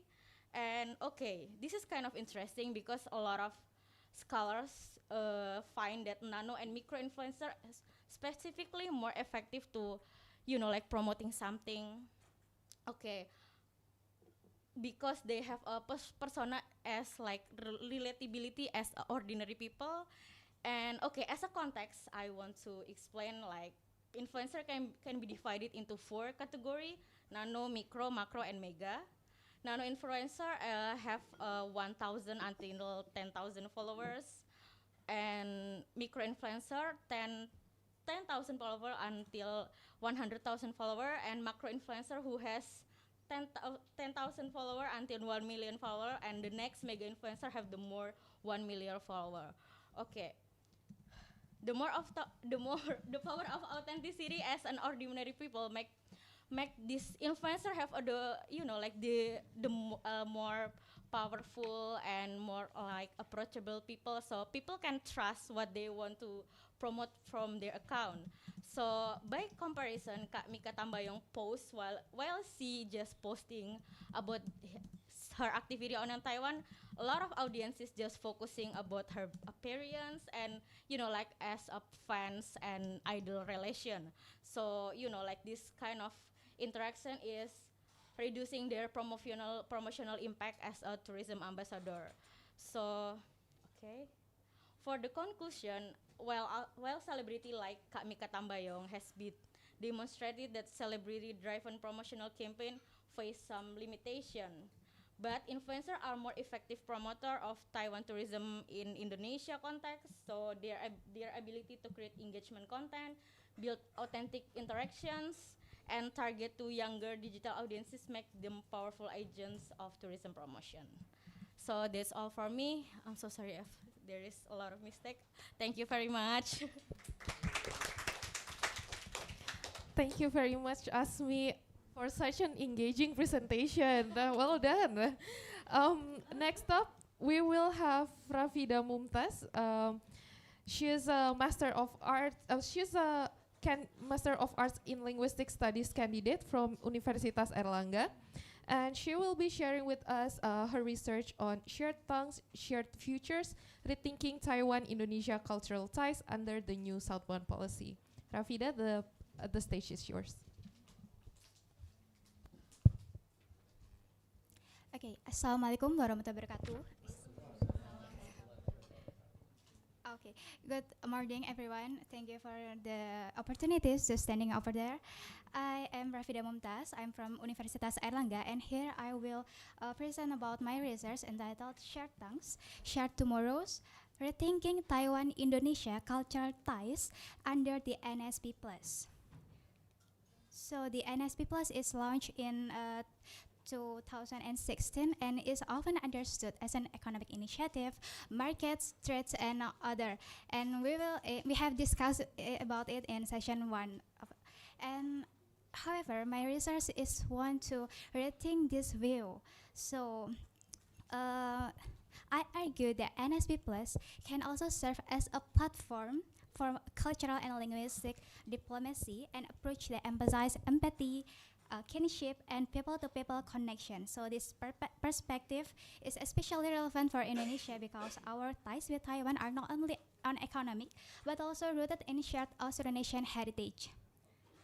So Austronesian, if you know, it is indigenous language or indigenous societies in Taiwan. There's a Formosan island in Taiwan. So if you know, it's a small island in nearby in Taiwan, and this is indigenous people such as Amis or Atayal and Formosan indigenous people over there. So linguists and archaeologists widely recognize Taiwan as a home of the Austronesian languages. So according of Bellwood's theory, out of Taiwan, around 5,000 years ago, Austronesian speaking peoples migrated from Taiwan to Philippines, to Malaysia, and then Thailand, and Indonesia, and across over the Pacific region. So you can see over there is many arrows that widely spread of the Austronesian peoples from Taiwan. And this theory suggests that ancestors of many Indonesians. So we have a really relationship bond between we as an Indonesian and Taiwan. So we are ancestors. We can call them our grandma and grandpa because we have relationship. We have a close relationship between two nations.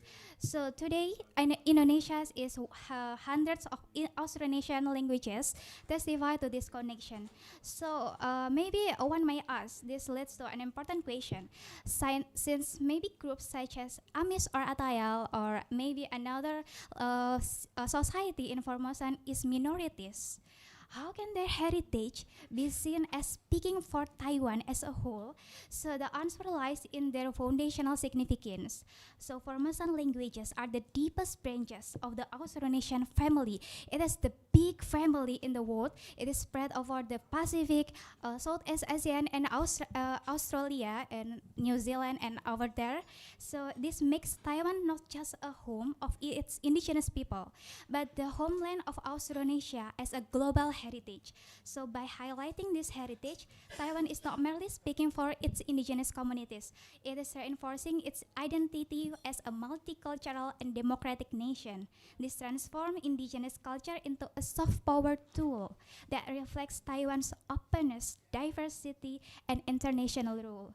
So this, from this perspective, Austronesian ancestry becomes more than a matter of minority identity. So it becomes a diplomatic bridge, a reminder of shared roots between Taiwan and especially for Indonesia. So, okay. Implementing of my ideas, I highlight two practical pathways for this rethinking of NSP+. The first one is cultural heritage tourism. So we have to moving beyond mass or halal tourism or generic slogan like visiting Indonesia or visit Taiwan. It's very generic, right? So we should moving to Austronesian heritage tourism. So Indonesians might learn from Taiwan's indigenous villages and traditions. So while Indonesian can learn about indigenous village to Formosan peoples and Formosan indigenous communities in Taiwan. So this idea is very much in line too with Taiwan's governmental agendas because in recent years, Taiwan agenda is invest in indigenous cultural and commerce park in Taitung, launch a Taiwan Indigenous Tourism Festival, and developing the National Indigenous People Museum. So by aligning NSP Plus with these existing efforts, cultural heritage tourism can go beyond economic transactions. It becomes a modern form of pilgrimage that fosters empathy, kinship, and shared identity, reminding both Taiwanese and Indonesians of their common Austronesian roots. And this second one is about linguistic and educational collaboration. So we know about Austronesian languages is one of branch of Indonesian, Melayu. It is very, very close with our languages because many recent articles, many recent research about linguistic practical in this language evident with this, align with this expand in Indonesian language. So maybe educational exchanges under NSP Plus often emphasize Mandarin. While this is valuable, but there is a great potential to expand them to Austronesian studies. So at this point, one might ask, what is the urgency of studying Austronesian language, right? Because it is minority languages and maybe it is endangered language, but the urgency is lies in three areas. The first one is academic value. So these languages hold the key to understanding how our ancestors migrated, farm and build societies. And the second one is cultural value, because many Austronesian language is in both Taiwan and Indonesia is are endangered. So it is our responsibilities to make it up and make it more good, make it learn and study about this language too. And the third one is diplomatic value, because learning these languages cultivates empathy. Taiwan scholars engaging with Dayak or maybe Baduy languages, and maybe Indonesian scholars can studying about Amis languages or about Paiwan language and other language in Formosan society. And another action I shared about this, the first one is joint research program. So a joint research program in comparative Austronesian linguistics, collaborating in phonology or maybe in language revitalization between Taiwan and Indonesia as a brother and sisters in this Austronesian heritage is we could also design student and faculty exchange that go beyond Mandarin learning. So maybe higher enrichment scholarship programs allows about Mandarin practices and Mandarin language learning, but maybe it will be expand to Austronesian languages more, and it makes our language will be learn between two nations assembly. And the second one is curriculum development and digital archives. So creating shared platforms for teaching materials and linguistic data, making Austronesian heritage more accessible. So it's not only sexy research in Indonesia or Austronesian, but it's organ research in Europe or American studies. So finally, Taiwan and Indonesia could exchange expertise in language revitalization, and both Taiwan and progress to inspire Indonesian initiative. So conclusion of my research is ratings the NSP plus beyond economic. So it demonstrates how short Indonesian roots through the out of Taiwan narrative can strengthen soft diplomacy between Taiwan and Indonesia. By grounding cooperation in kinship and empathy, both nations can build trust and solidarity, which then provide a stronger base for collaboration in macro level sectors such as economic, diplomatic, and bilateral. So in short, diplomacy is not only about markets, but also about memory and identity. So shared tongues truly lead to shared tomorrows. Thank you. Assalamualaikum warahmatullahi wabarakatuh. Thank you so much, Rafida. As someone who doesn't come from a background of linguistics, that was such an insightful presentation. Thank you so much for sharing that with us. Next up, we have Neng Lilis Suryani. Neng Lilis Suryani, she's currently pursuing her master's degree in gender, violence, and conflict at the University of Sussex in the UK. And she will be presenting all the way from Brighton on her research called Mainstreaming Inclusive Gender Perspective in Disaster Resilience, Opportunities for Indonesia-Taiwan Cooperation under the new Southbound Policy Plus framework. Neng Lilis, the time is yours. All right. Is my voice clear enough? Yes, we can hear you very All right. clearly. Okay.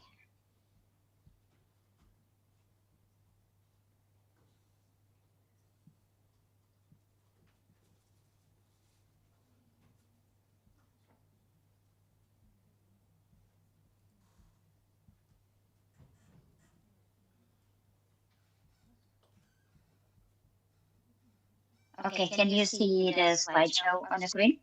Yes. Okay. So, good morning, everyone.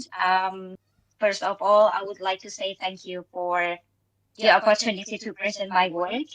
My name is Nang Lili Suryani. I am a master's student at University of Sussex. And today, we will talk about how Indonesia and Taiwan can work together under the new Southbound Policy Plus to make disaster resilient more gender inclusive. My presentation has four parts, as you can see here. So to start, when the disaster strikes, all have a picture in our mind of who needs help, right? But what if in that picture that we imagined, the one that become a focus for a decade is actually missing a huge critical piece of the story, and that's why we're gonna discuss into that concept today. So here is the context background of my research. As you know, Indonesia and Taiwan are both very disaster prone, and current strategies often see women as the main vulnerable group, while men are assumed to be strong and capable. Um, but in reality, gender experience are diverse. It is shaped by age, class, location, and also disability. But here's the thing. This binary between women as vulnerable and men as a breadwinner can lead into a profound suffering. It can cause the community become weaker and sometimes less able to recover. Okay, so now we're gonna explore the actual consequences of clinging on this actually outdated gendered math. So the reality of the man after disaster is incredibly complex, and policies often oversimplify gender. Male survivors are rarely recognized. Men are under pressure to stay strong, yet they may lose job, face identity crisis, and suffer depressions. However, most post-disaster programs focus only on women. But I believe there is a hope. So two places that knew disaster all too well, Indonesia and Taiwan, are starting the new path forward. And the key to the whole new path is the concept called intersectionality. I know it's not that new, but yeah, but the idea is super simple actually. It just means we stop seeing people in a simple one category. So feminist research tells us that the simple binary of woman as a victim, man as a savior, doesn't reflect reality. Intersectionality shows us how vulnerabilities are shaped by overlapping factors, such as gender, age, class, disability they may have, or even where they live. So it's about seeing the whole person. Um, Moreover, masculinity in crisis can also create a risk, like economic stress and psychological breakdown. Uh, Now let's look into the case study. In Indonesia, after the Palu Donggala earthquake, male unemployment led to frustration, which contributed to higher domestic violence. While in Taiwan, after the Chichi earthquake, many elderly men fell into depression but were overlooked by recovery programs. These examples show that men's vulnerabilities must also be addressed. Then, as a result of this problem, many men also suffer from depression, which affect their quality of life. And in another case, such as in Sleman Regency in Indonesia, the number of men experiencing depression was actually higher than a man. As you can see here, the higher the level of depression, then the poorer of the quality of life. And when quality of life becomes worse, it can also increase the risk of violence, especially domestic violence. Meanwhile, in Taiwan, 10 months after a major disaster, the depression rate reached 10.3% across different groups.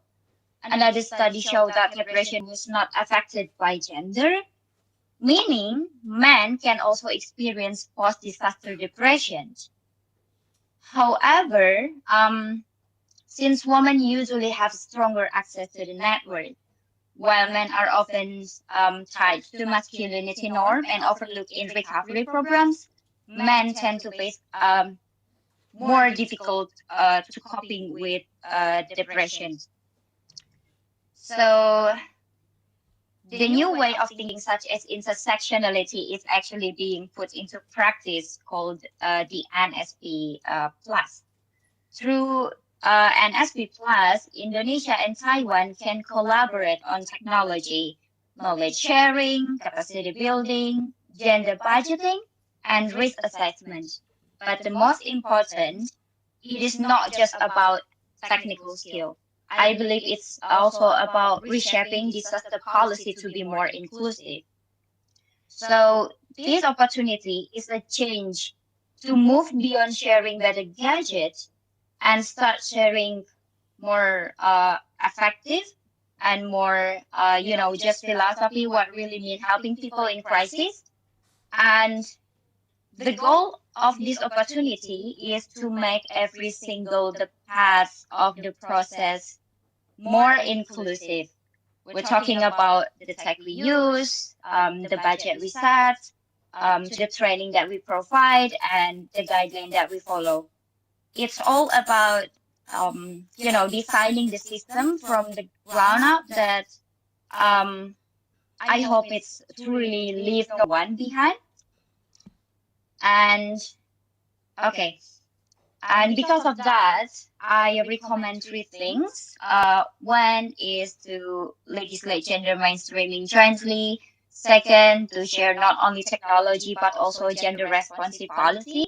And the last one is work toward a regional model of justice in disaster resilience. So, to conclude, by strengthening gender inclusive disaster resilience, Indonesia and Taiwan can promote solidarity rooted in social justice and provide an alternative humanitarian model in Southeast Asia. Yeah, that's all for me. Thank you so much for the opportunity. It's lovely to meet you. Thank you.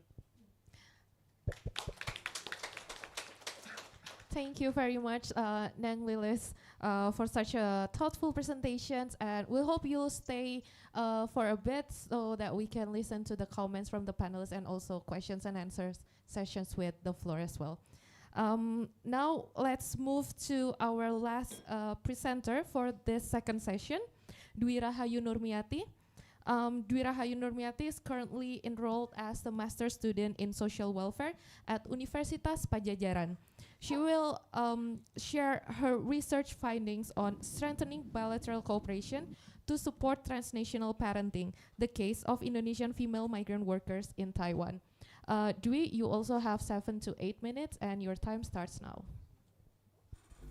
Okay, thank you. Can you hear my voice? Yes. Okay.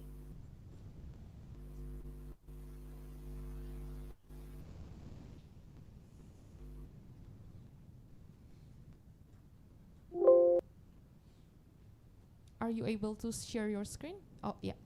Yeah, you look my screen? Yes. Okay. Good morning, everyone. Thank you for this opportunity. My name is Dwi Rahayu Nurmiati, and today I will present my research on strengthening bilateral cooperation to support transnational parenting, the case of Indonesian female migrant worker in Taiwan. This study comes from a very human concern while migrant labor has tremendous economic value. The costs, particularly on family life, are often overlooked. My focus is especially on Indonesian mother working in Taiwan and the challenges they face in maintaining their roles as parents from a distance. And let's start with some context. Labor migration is become increasingly feminist. Many women from Indonesia migrate to countries in Asia to work, especially in domestic and caregiving sector. Taiwan alone hosts over 250,000 Indonesian migrant workers, and about 70% of them are women. For this women, migration is not just about economic opportunity, it also means long separation from their children. This creates what we call transnational parenting, raising children across borders, often through phone call, remittance, or social media. Now, while current Indonesian Taiwan corporation focus on labor contract, recruitment, and workplace protection, there is very little attention to family cohesion and caregiving responsibilities. This is yet my research address. So what are the key problems? First, there are emotional and social costs. Many mothers experience guilt, stress, and anxiety, while their children often feel neglect or emotional distance. Second, policy neglect. Migration framework typically emphasize their economic contribution but rarely acknowledge their dual identity as mother. And third, there are weak support system, no institutional mechanism exists to help this mother sustain close families. And finally, communication barrier, internet access limited in rural Indonesia, which might make staying in touch not only difficult but also expensive. With this background, I set out for objective. The primary goal is to analyze the current Indonesian-Taiwan bilateral framework and identify where they fail to support transnational parenting. The second objective to propose concert mechanism for cooperation that will address the gaps. The third objective is to see how this proposal aligns with Taiwan Southbound Policy, which aims to defend peace with South Asia. And in the long run, the goal is to contribute development of gender-sensitive migration policies that can also serve a model more broadly. And my analysis is grounded in three key frameworks. First, transnational parenting. This highlights the emotional labor mother who maintain family relationships across borders even when physical caregiving is impossible. The second, gender migration governance. Migration is not gender neutral. Women face specific vulnerabilities, especially when their caregiving responsibilities are invisible in policy framework. The third, Taiwan's new Southbound Policy will the policy emphasize people-to-people ties and cultural exchange. It often overlooks the life reality of migrant families. Integrating family support into this policy would make it more people-centered.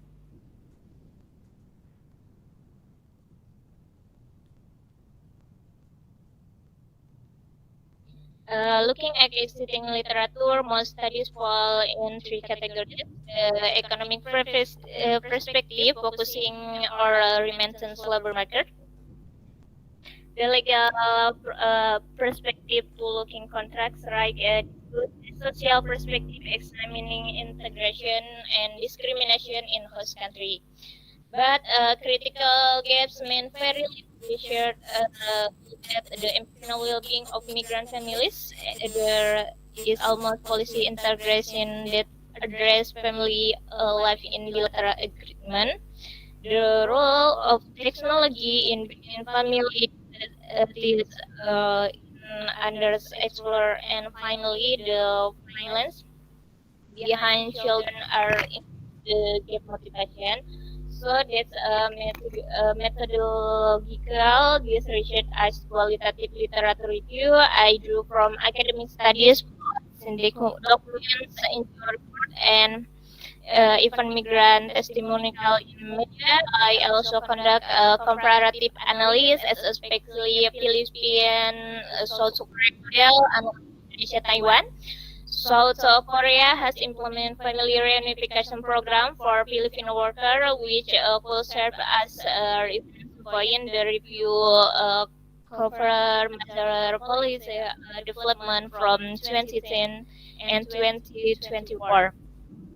So it's here you can see as well long-term trends. And the findings, current Indonesia-Taiwan agreement simply don't include the parenting support, psychological impact. Survey indicate that about 60% of migrant mother and 45% their children suffer from anxiety or depression. And communication challenge. Poor access in rural Indonesia, spiral limit affordable contact. Compared inside Philippines, South Korea case, so how structural reunification program can be distributional train and economic trade-off, family separation impose an estimate social and emotional cost to 403 billion US dollar annually. Technology Vatican, if properly implement digital platform, could reduce emotional distress by nearly 4%. And why do current frameworks so far so short? The reason is their economic-centric approach. Migrant women are seen as workers first and mother only second or not all. There is also legal fragmentation, or migration and family issues are treated separately, so policy fail to address how this domain interests. You have 1 minute remaining. Okay, and finally, implement gap even seek existing protection are fully monitored and evaluated.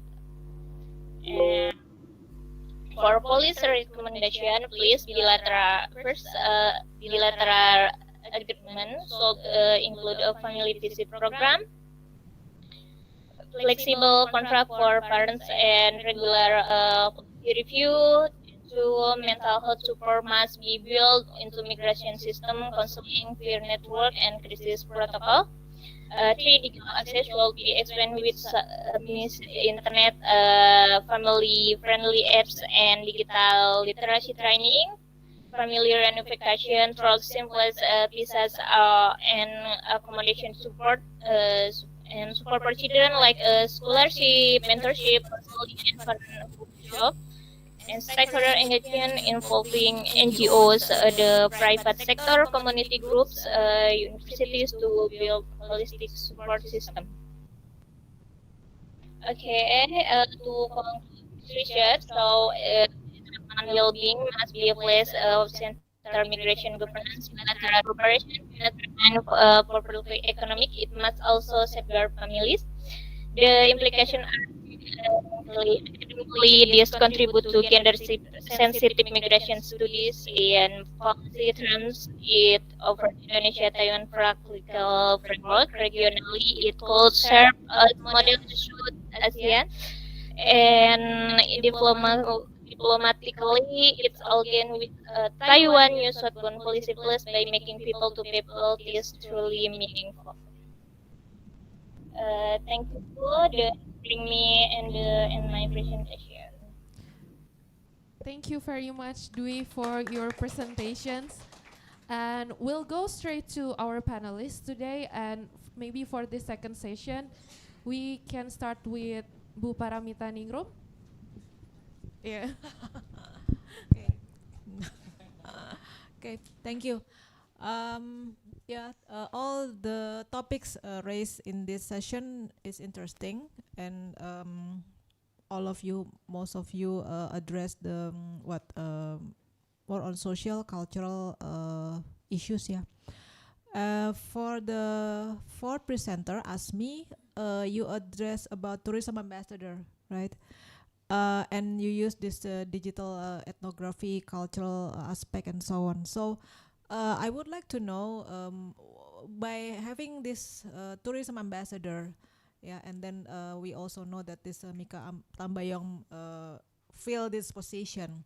So basically, what kind of values, or what the things that this ambassador would like to show to us, to the young people in Indonesia? Yeah, because I haven't seen the TikTok or all those material, but I try to see from your presentation and your screenshot, that one.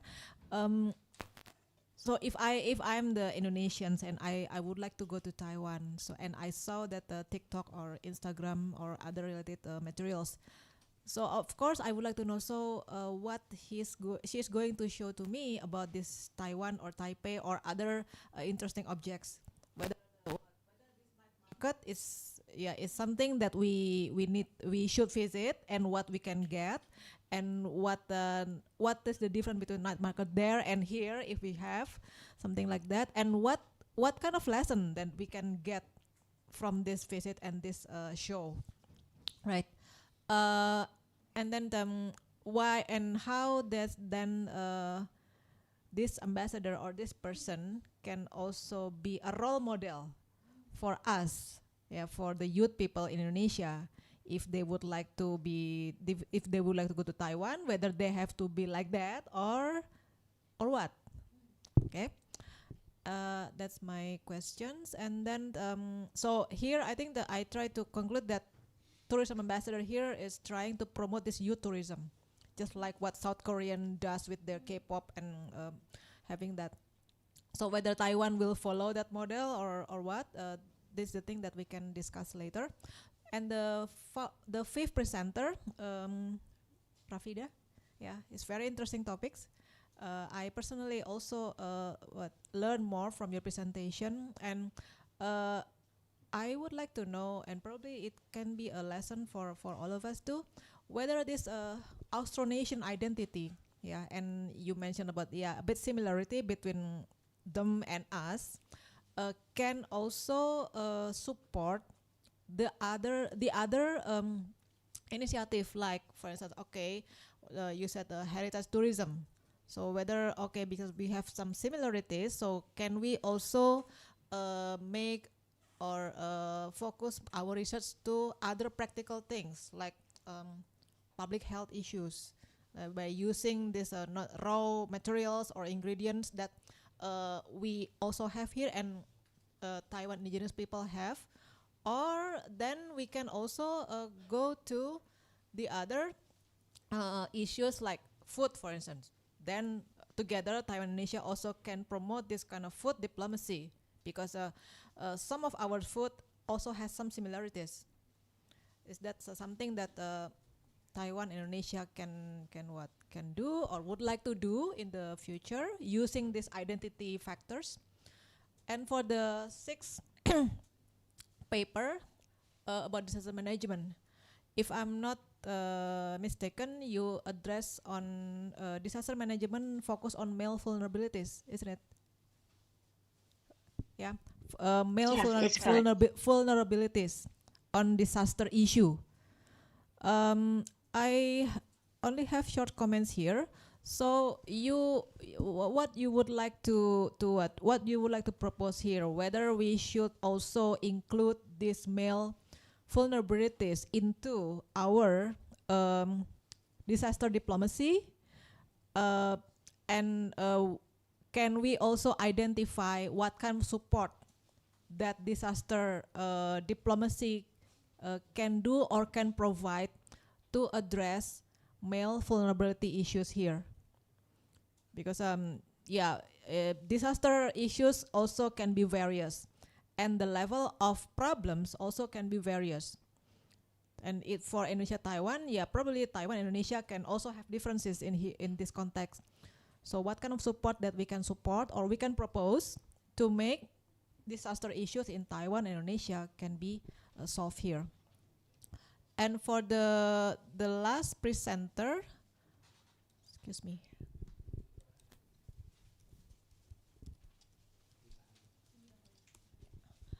Okay, about transnational parenting support. From what we have known in Taiwan, yes, our female migrant workers has a big number, and for this kind of parenting support, whether Indonesia and Taiwan, when they really intend to make such a policy or put this into their bilateral agreement, can we also invite or involve the non-state actors in this part, whether NGOs or communities, which already very familiar to deal with these female migrant workers in Taiwan, because we also can learn from Philippines or from Vietnam how they address this their female migrant workers dealing with this kind of transnational parenting issues there. So whether this is something that you would like to propose in our bilateral interaction between Indonesia and Taiwan. If yes, then how can we do that? Okay, that's all. Thank you very much. Thank you, Ibu. Maybe next we can move to Pak Lutfi. Oh, so sorry, Dr. Broto. Thank you for the opportunity, and thank you for all presenters for your wonderful presentation. And first of all, I would like to start with Asmi. And I heard that you are a fans of Mika Tambayong.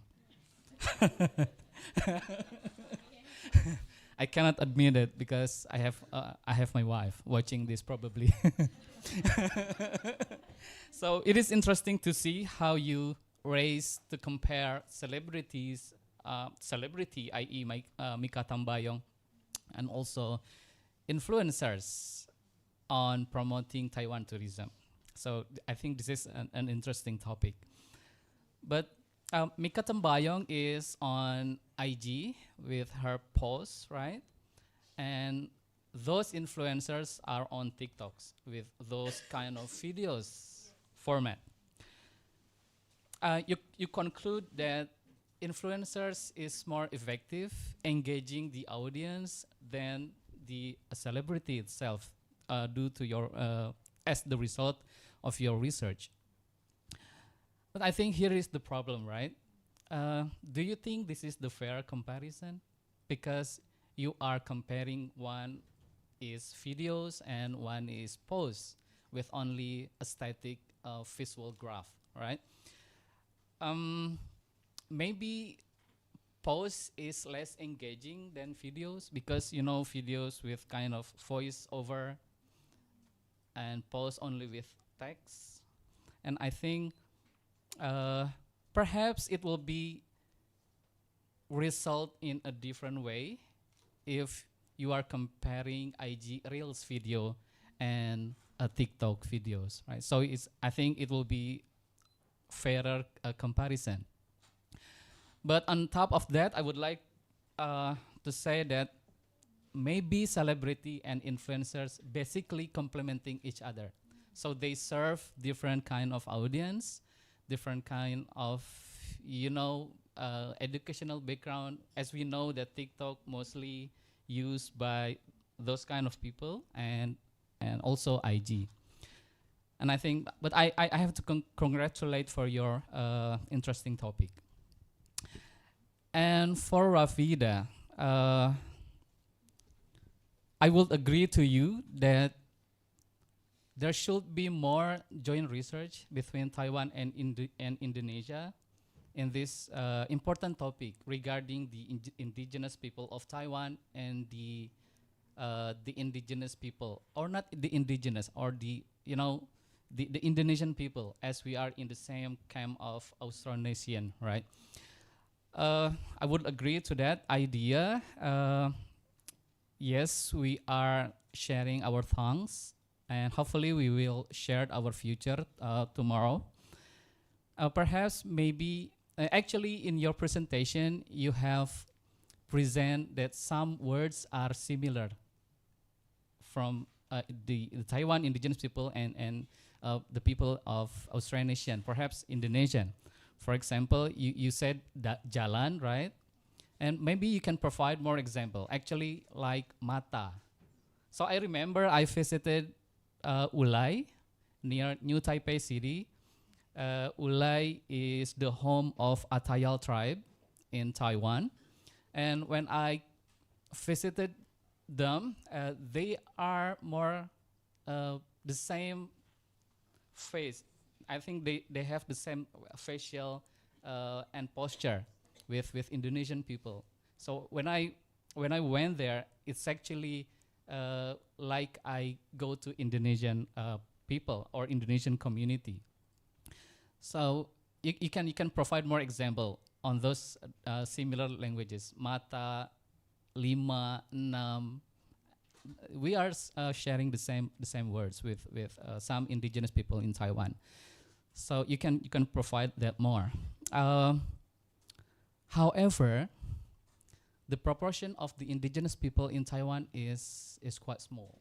It's only, if I'm not mistaken, it's only 2.5% from the population of Taiwan. So it's quite similar. I don't know whether this kind of indigenous people research collaboration with other countries are their priority. So you should dig more on that issue. But I would love to hear that in the future, there will be more joint research between Indonesian scholars and Taiwanese scholars on this issue. That's for you. And for Lilis, good morning from Jakarta. Good to see you there in the UK, I think, right? So, yeah, disaster response, mitigation, and resilience is an important topic as well. And it's, I think, resilience itself covered in NSP+. And I will agree to you that the disaster response is often overlooked by our researchers, right? So we have to work on this issue more to bring Taiwan and Indonesia cooperate more in disaster response. If I read your paper, you said that Indonesia and Taiwan has collaborated in this kind of topic. But I think in my research, I haven't actually saw or seen that kind of cooperation. I knew that the Philippines is earlier than Indonesia to cooperate with Taiwan to have some kind of joint training in disaster response. So I think you have to check more on that data later on.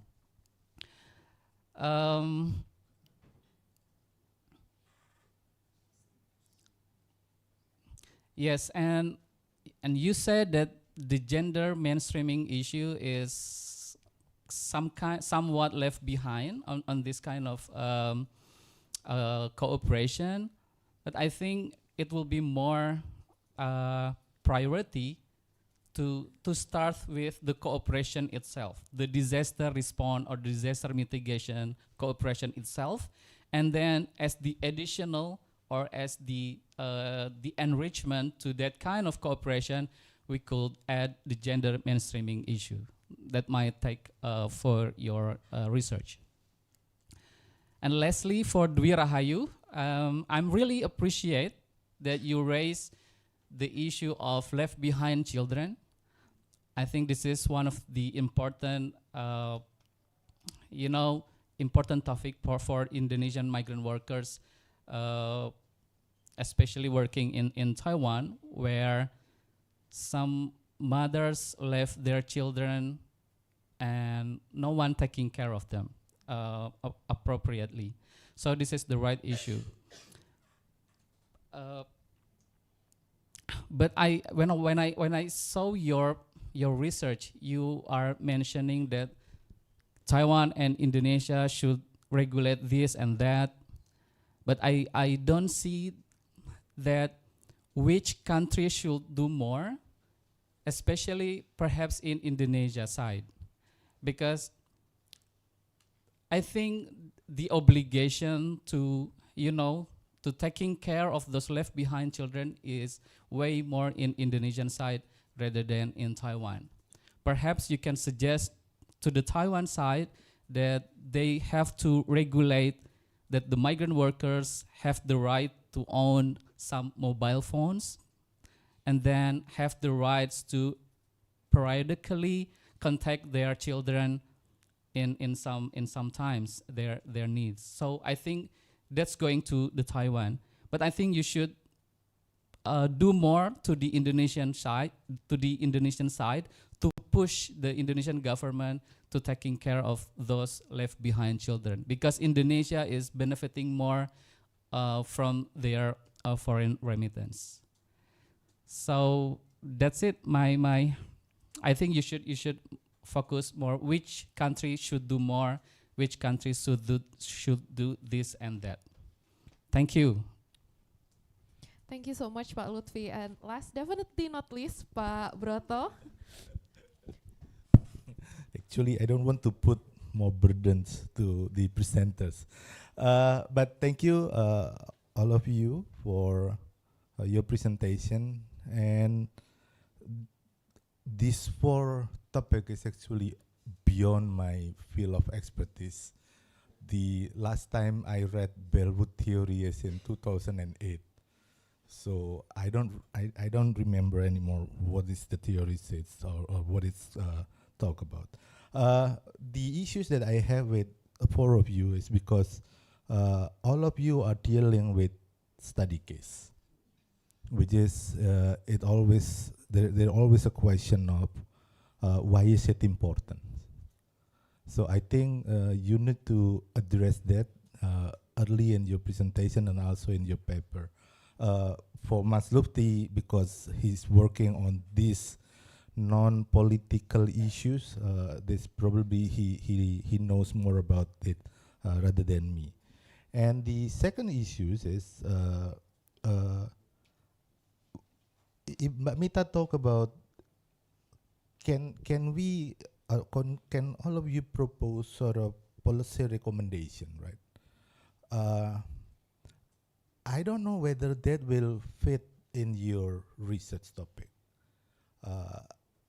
My suggestion is not to propose a policy recommendation, but to develop models that are based on, because all of you are talking about grassroots ideas or grassroots movement.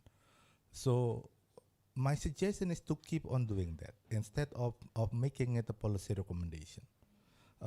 One interesting paper, it's from Mbak Lilis. When we talk about post-disaster recovery program, we basically talk about resiliency, right? So we talk about society resilience instead of talking about government policies or government strategies. So my suggestion is for all of you to develop this kind of small scale models that we learn from Taiwan, definitely, because all of you are basing your research on Taiwan, and implement that in Indonesia. So that will be my suggestion, actually. So I think I will stop here, so all of you can have your short comment, and then we can have lunch. Thank you. Perfect timing, Pak Broto. Okay, let's hear back from Asmi first. Maybe if you would like to respond and answer some of the questions from the panelists. Okay, I try to make it short. So, okay, from Bu Mita, okay. So my findings during my research, I gain a lot of new knowledge. Especially, I like learning by doing too during my producing my papers. So when it comes to tourism, based on a lot of definition about the ambassador itself, maybe we have certain expectation this person could be like the person representative and promoting at the same time. So when it comes to tourism, this one person can have to be done a lot of these things.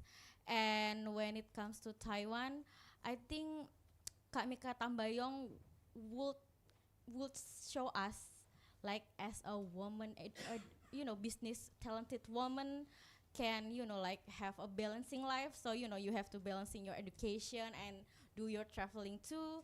So okay, this is kind of interesting because when I learn more about like the differences about influencers and artists, celebrities actually. So this kind of celebrities have the definition about gifted person. They just a superhuman and like they just constructed by media. So like like the media make us believe this person worth it of our attention. So this kind of like the complicated things makes us there's a gap such a based on our passage psychologists like this is kind of person like untouchable.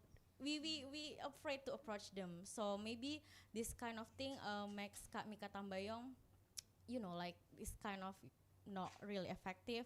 And the second one about EU tourism, maybe I think I suggest that because Gen Z, especially really close with the terms about healings, YOLO terms like you only live once. But I assume like a lot of millennials nowadays have a child and have a family. Maybe it's not like like moving to another country for spending their time and gain some new experiences to travel abroad, especially because they have to spending a lot of time.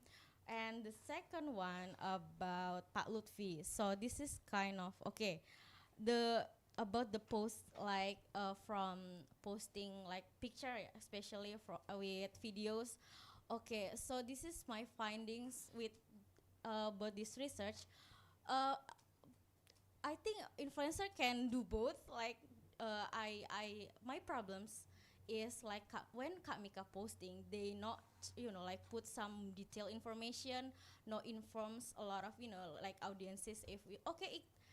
This is Usang what market. So why what? So this is kind of limitation information when I saw about Kak Mika Tambayong's post. So I found it like okay really this kind of posting can be increased like the quality of information because like we if we know about the kind of tourism ambassador and we check their Instagram that okay so what I can gain about this kind of post. So when I found a lot of influencer can do a lot of detailed information like you can gain this thing with just one posting. So okay, this kind of my finding but while I producing my paper. So okay, the second one about the celebrities complementing influencer. Okay, this is kind of interesting because I just found that Kak Mika Tambayong maybe engage in stakeholder, right? Because she is Menpora staff. Maybe I think I agree, but when it comes to marketing, this is kind of challenging because a lot of people like as young people especially we engage with 1,000 contents like we just compete to another destination. So we have to really take a close like strategy to increase travelers if we want to like make it people to people political agreement between the NSP plus. So I think I prefer do influencers to for sure. Okay.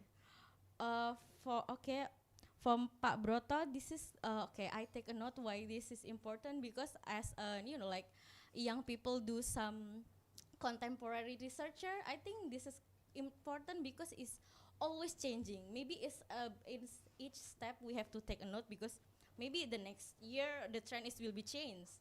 So maybe this is a moment to take a note about this kind of trend because Taiwan tried to like increasing their awareness in Indonesia. So I think this is a like golden moment to take any steps about tourism, especially. Okay, that's all for me. Yeah, Rafida, if you want to address the questions and comments as well. Okay, thank you for the opportunities and thank you for the panelists. It is a great question for me because. Nah, so first question from Bu Paramita about maybe other initiatives that relevant from my research.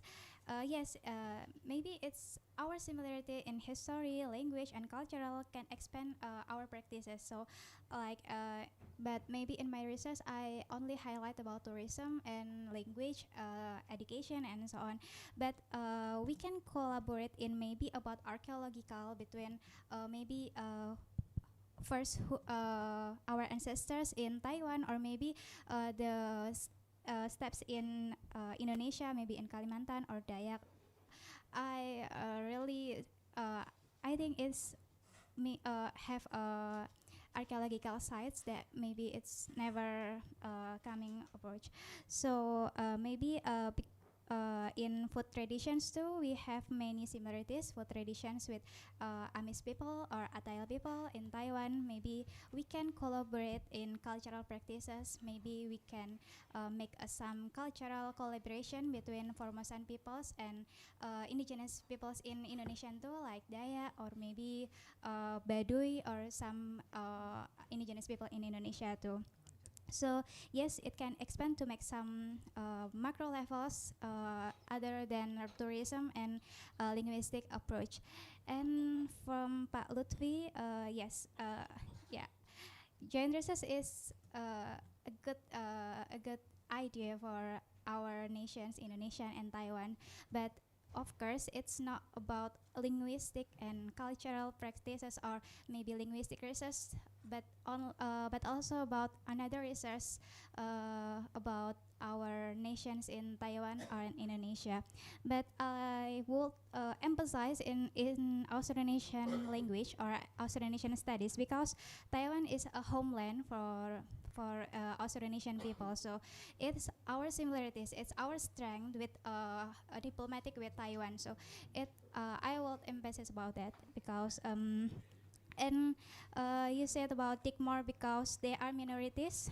Maybe it's not important for Taiwan government, but I found that Taiwan government have many programs to make it really interesting, and it's really important issue in Taiwan because in my observation, Taiwan government have many programs to make it serious, like tourism agenda, like Indigenous Cultural and Commerce Park in Taitung, and then launch the Taiwan Indigenous Tourism Festival, and then developing the National Indigenous Peoples Museum, and then Taiwan University have several major in Austronesian studies, like in National Chengchi University and National Taitung University. They have about Austronesian studies in doctoral and master's program.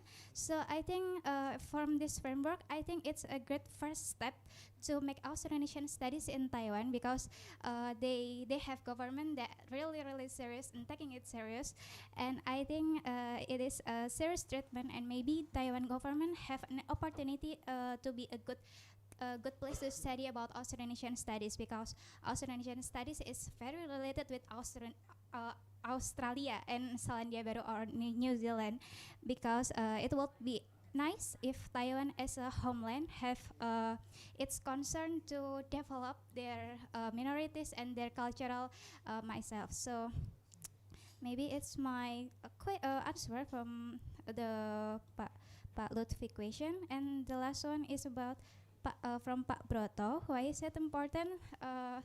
It's for my perspective, it's really important because it is our strength with similarity in cultural, and we have a similarity in language too between our nation, Indonesia and Taiwan. So we have to collaborate deeper in this area because it's not only diplomatic issue but also cultural issue and ancestor issue. They are our ancestors. So I think NSP Plus, it is a program to make our bond and our strengthen issue to people connection, and it is one of the solution is in my research about Austronesian languages between Indonesia and Taiwan, and maybe it's about our significance in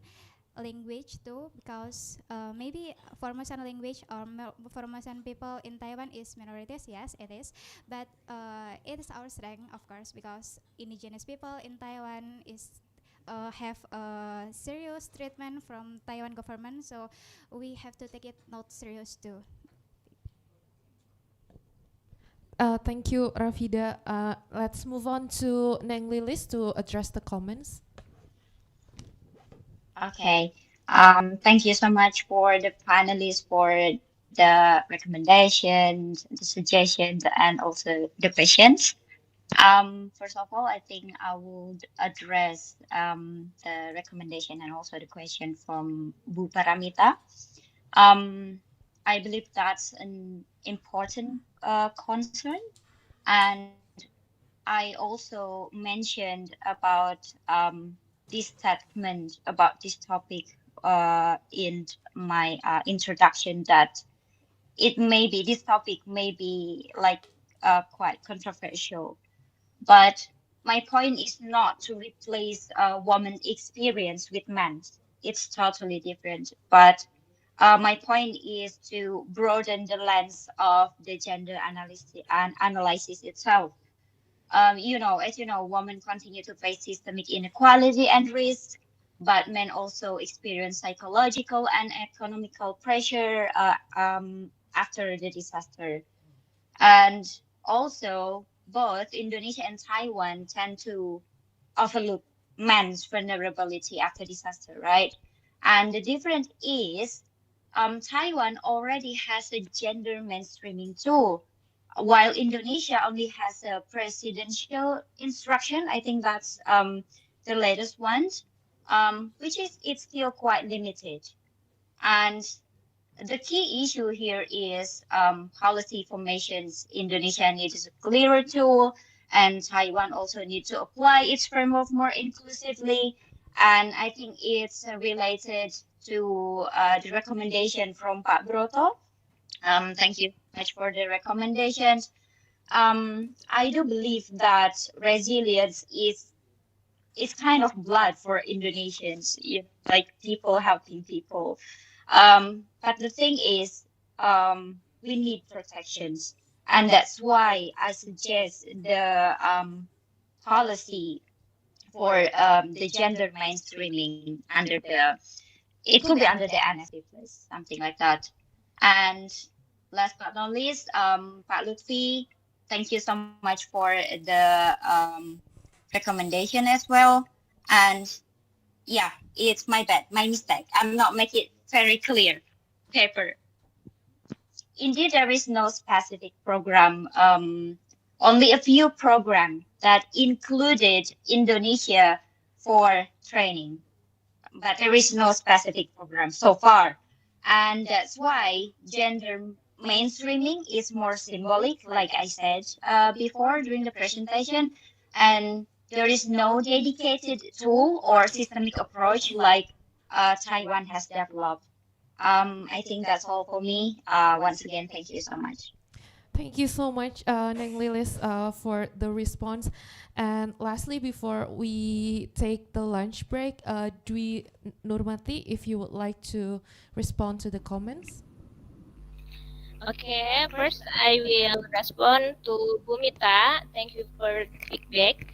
I think Indonesia and Taiwan could learn from models like the Philippines, South Korea, and Vietnam-Taiwan partnership by moving beyond a fairly rubber-focused agreement in integrating family-oriented provision. For example, South Korea has introduced a visit scams and psychology support service for Philippine workers, while Vietnam has established stronger bilateral MOUs and migrant research center connected to service in Taiwan. Adopting this best practice, Indonesia and Taiwan could pilot family reunification program, expand digital communication support, and building border counseling service, ensuring that migrant mothers are recognized not only as workers but also as caregivers. And for Falutri, I think from Indonesian side, the government can strengthen pre-departure training with family resilience modules, ensure affordable digital access for communication, and get a bilateral clause that recognize caregiving responsibility. From Taiwan side, authorities could pilot family visit program integrate psychology counseling into migrant support service and again the Southbound labor-centric corporation toward a framework that protects not only worker but also their families. Thank you. Thank you so much, everyone. And that brings us to the end of the second session. We will have a lunch break and reconvene here at 1:15 to continue with our last and final session. We have prepared lunch boxes at the back side of the room. Please feel free to take them and enjoy your lunch. And for those of you who wants to do a zuhur or afternoon prayer, the prayer room is available on the fourth floor of this building. Thank you, and please come back on time to this room at 1:15. Thank you.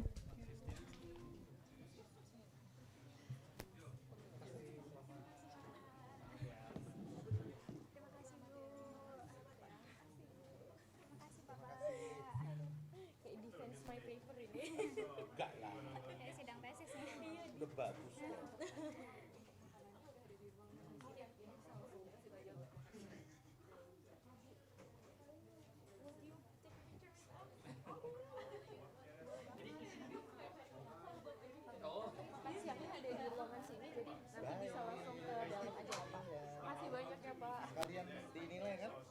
Iya, saya masukin sekalian deh. Kan masih tinggal 3 aja. Makasih banyak ya, Pak.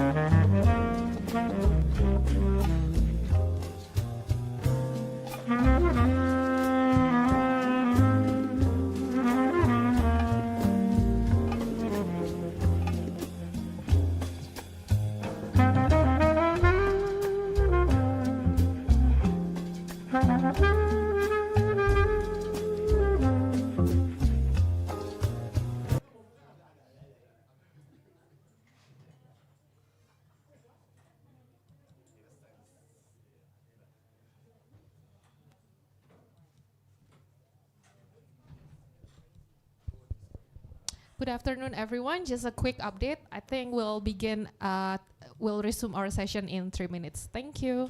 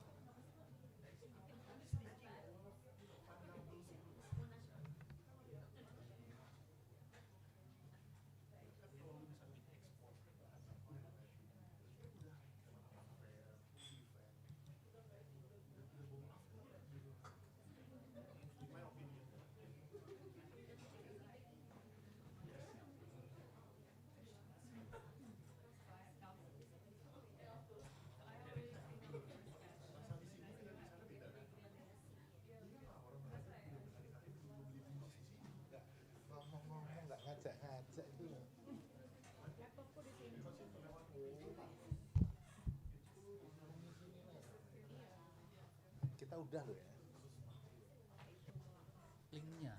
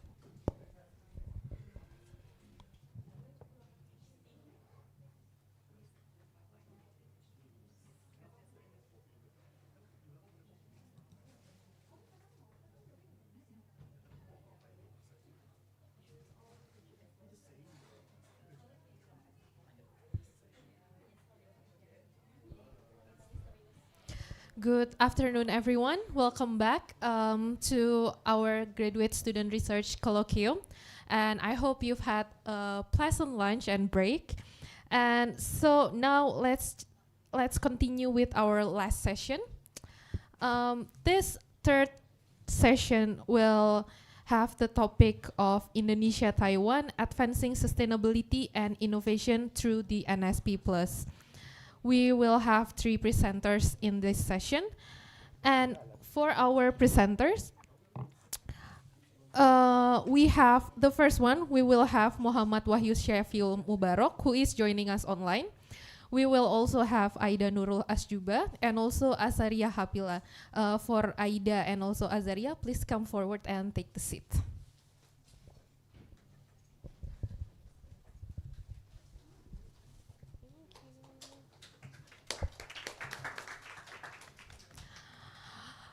For this session, we will proceed a little differently from our previous ones because Wahyu, who is joining us online, will present first, and as he has another commitment he needs to attend afterwards, the panelists will then provide their feedback to Wahyu right afterwards. And after that, we'll continue and resume the session with Aida and Azaria and continue with the same format as the earlier session. So without further ado, let's begin with the first speaker, and let me give you a brief introduction on the first speaker. So our first speaker, Muhammad Wahyu Syafiul Mubarak. He is currently enrolled as a master's student in energy and environmental sciences at the University of Groningen in the Netherlands. He will present his paper that has a title on smart electrification and sustainable industry, advancing Indonesia and Taiwan cooperation for energy innovation. Wahyu, you will have 7 to 8 minutes to present your research findings and also insights, and your time may start now. Thank you. Yeah, thank you, Ms. Anna, for the opportunity. Can you see my screen and also hear my voice clearly? Yes. All right. Okay. Thank you for the confirmation. Distinguished panels, fellows, and also ladies and gentlemen. Good morning from the Netherlands and good afternoon in Jakarta. My name is Wahyu. I'm a master's student in energy and environmental sciences in the University of Groningen in the Netherlands. And it's an honor for me to share one of my findings on related to the smart electrification and sustainable industry, which in this topic, we will focusing on how Indonesia and Taiwan can strengthen this Thai cooperation through specifically on the energy innovation.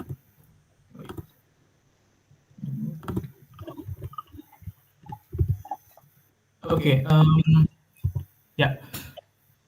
Let's start with the background why I took this kind of topics. As we know that our government currently set target 8% industrial growth, I mean the growth of the economic. And we know that one of the engine that's really matter for to achieve this kind of goal is through the industrial growth itself. However, we have a problem with our electricity, which is 80%. Most of them are come from the coal, which is there's a lot of carbon emissions, and we need to consider also the sustainability of itself. And then on the other side, we also need to consider 3 parts of this issue. The first one is the grid strain, especially in Java, which is carbon intensive and also inflexible configuration due to the high demand by the time. And the second one would be renewable obstacles. Now, currently we are just working on the renewable energy, which is, it matters, but we have a lot of technical issues, especially like contractual rigidities, because we currently, for the energy consumption, we are still belongs to the PPA, or which is independent power producer, will sell to the PLN for the electricity supply, and which is, it will hinder the renewable obstacles. And the other part, currently, we're also talk about the transition, energy transition in specific. However, we also have a transition gap here, because as we know that solar and also the wind, it's not 24 hours ready. So we need to also consider how we can maintain the renewable energy can also still work during the night. And yes, if you can ensure this third part, probably we can go to the decarbonization, carbonization easily. And the other thing that happens in Indonesia, of course, there is a challenge how we can integrate durable energy through our electricity system. The first one, we got the minimal tech adoption, because for the energy, we need to consider the energy management. And then the second one is the nascent demand management. There are a lot of stakeholders that involve in supplying the electricity, especially for the end use, and it somehow hinder efficient on its operation.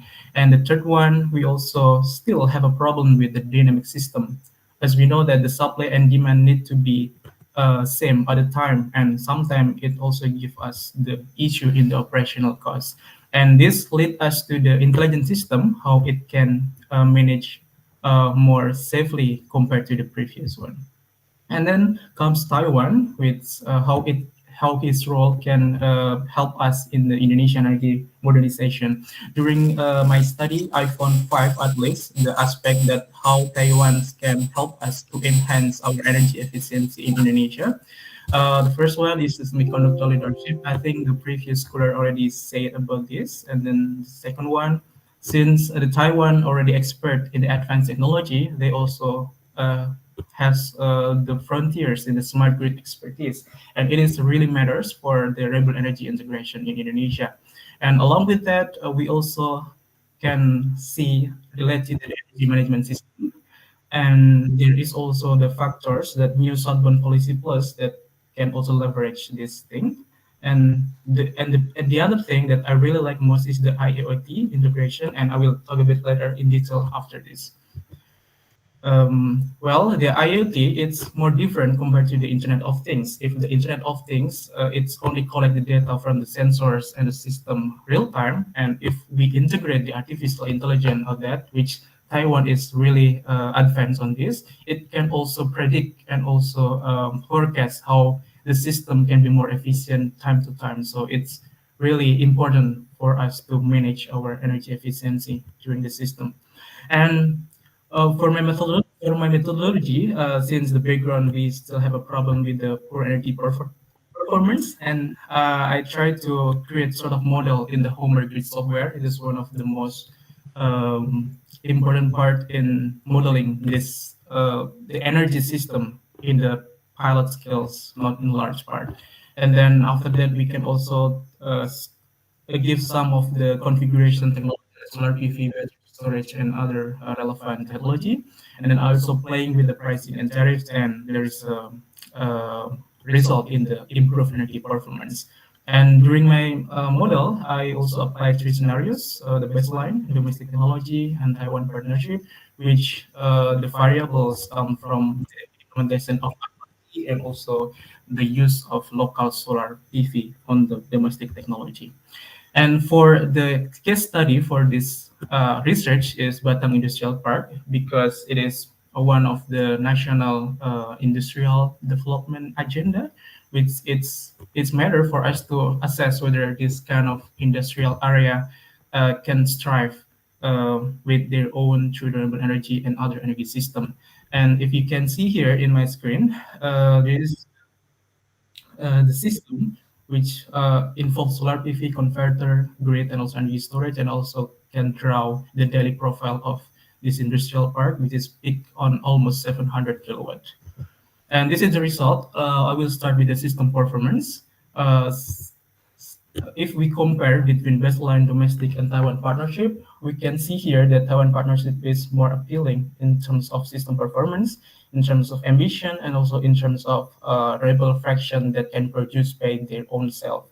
Because again, if baseline is not just renewable energy, it need to purchase the electricity from the grid. It's approximately 1.8 million kilowatt hour per year, and it's a lot of money there.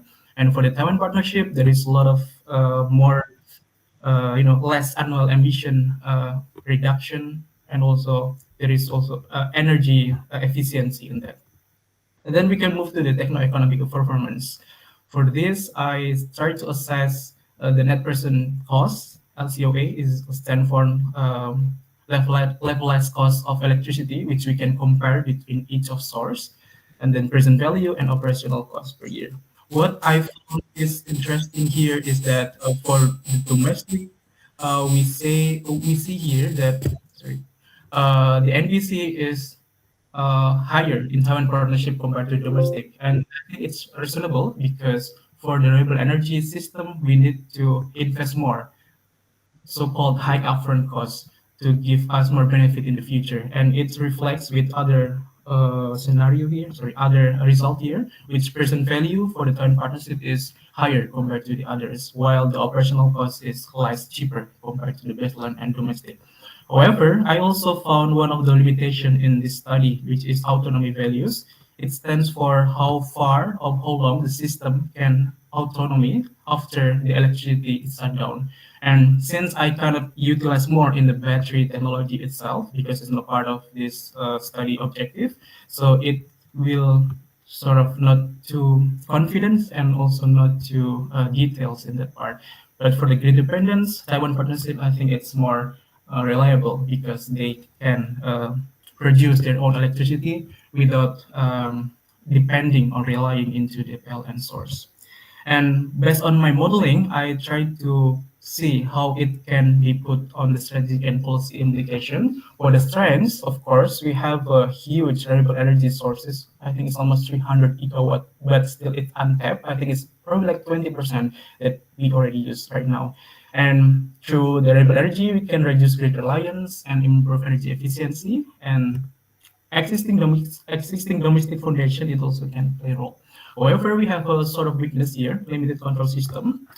We have still a nascent technology and also sort of regulatory uncertainties. I think it's one of our big challenge because we're still locked by 5 years political cycle. And for the opportunity, we can see through the lens of research and development public-private programs, which is it can enhance system intelligence. We can have sort of opportunity to transfer technology from the Taiwan expertise and also technology licensing framework. And from the threat itself, I also think about geopolitical consideration because there is also tariff rigidities and also underdeveloped grid infrastructures that, again, it depends on the supply chains in the global way. And this is the conclusion, ladies and gentlemen. We can see that for the Taiwan partnership scenarios, it's outperformed all of the scenarios there with a lot of number.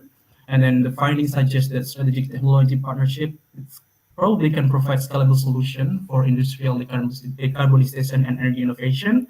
And the comparison of the scenarios also highlight that we also need to consider economics and also technological sophistication to determine the system outcomes. And last but not least, Indonesia's transition toward clean industry development, it should be start with probably through Indonesia and Taiwan because Taiwan has a lot of expertise and can possibly help us to leverage our opportunity in terms of green transition. I think that's my presentation, and thank you so much for your kind attention. I give the floor back to Thank you so much, Wahyu, for the presentations. Very interesting presentations, and now I would like to move forward to our panelists, and maybe perhaps Pak Lutfi can start to give their comments and feedbacks. Thank you. Hi, Wahyu. Nice seeing you from Jakarta. So, I'm actually not an expert on the energy issue, but I think I found that you have done a good job to write this specific particular issue about the relation, the possible relation between Indonesia and Taiwan. You said earlier in your paper, describing that Taiwan is a global leader in semiconductor and smart grid technologies and has developed highly efficient energy and so on. I think this is your main argument that Taiwan is a good partnership for Indonesia to make an energy more efficient. But I didn't see more than this of argument. I don't see any models or any best practice of Taiwan conducting their energy efficient. Would you elaborate more about the successful model of Taiwan, especially in the efficient energy management that can, that can be sell to Indonesia, that can be a partner with Indonesia? Thank you. That's my question. Thank you, Pak. Thank you, Pak Lutfi. Maybe we can go to Pak Broto. Thank you, Mas Wahyu. It's an interesting paper. It's very thorough, I have to say that. My question is because you, on your paper and your presentation, you're basically saying that this model will work perfectly or nicely in a loop system because you are talking about the special economic zone, right? So, is it possible to extend the model into the regular system? Is it not a closed loop system? That is the first question. And the second question is because when we talk about special economic zone and we talk about the non-special economic zone, the regular zone, there will be complexities in Indonesia because we have a different regulation, we have different arrangement in our grid model and so on and so forth. So how are you going to overcome those issues? So that will be my question. And I think this is actually the first time I ask question, right? Okay. Thank you, Mas Wahyu. Thank you, Pak. Thank you so much, Pak Broto and Bu Paramita Ningrum. Okay. Thank you, Mas Wahyu. I have one brief question. So here you are addressing the issue of partnership. You are proposing issue on partnership on energy sectors, right? What I would like to know, or I'm curious. So whether the partnership or idea that you propose will be useful for Indonesian human resources, whether the Indonesian can get benefit from this kind of partnership, not only for the people who work in these sectors, but also for the community who live in that area. Yeah, because this is quite a high technology and quite new and part of renewable energy. So whether all the people, all human live in that area and also work in that area, that sector, also get benefit from this partnership or not? Thank you. Thank you so much for all the panelists for the questions, and I'll hand it over to Wahyu to respond to the questions and comments. Yeah, thank you for the suggestion, also the question. I think it's like thought-provoking for me. I will start with Pak Lutfi first. Thank you, Pak, for addressing this kind of issue. I think for now, my approach is mostly through the model because as long as I know, there is sort of the industry that's really matures in Taiwan. Sorry, I forgot the name, but still there's a relation with the SMC. But they're focusing on the artificial intelligence Internet of Things. That's it beneficial for the system. But for the best practice, unfortunately, we still cannot see, especially probably in Indonesia. That's why my approach is mostly through the model to see the feasibility first for this kind of the system. So yeah, I can say that the best practice is already there in Taiwan, but we need more work to implement really probably in sort of pilot scale model in Indonesia to see whether it's totally sweet in Indonesia or we need more aspect to be considered to implement this. And it leads to the Brota's question: is it possible to extend the model into the probably like Java grid or even bigger to the national scale? I think again, since it's still on the pre-feasibility study that I go through the model in Homer, and it's suitable only for the special economic zone because my argument would be there will be a lot of industrial development agenda by Prabowo's president, right? The most closed loop thing that it can matter for improvement in this model is through special economic zones because it's owned by one entity or even not more than 3 or 4 entities. So there will be, I agree with you, Pak Broto, there will be more complexity because in my research project, at the other point, I also try to model the Java grid, and it's more complex if we can try to also utilize renewable energy. And even, and I think the other complexity that matters in this kind of issue is that our grid, I mean, our electricity is quote unquote is old, and we need to what we call in English.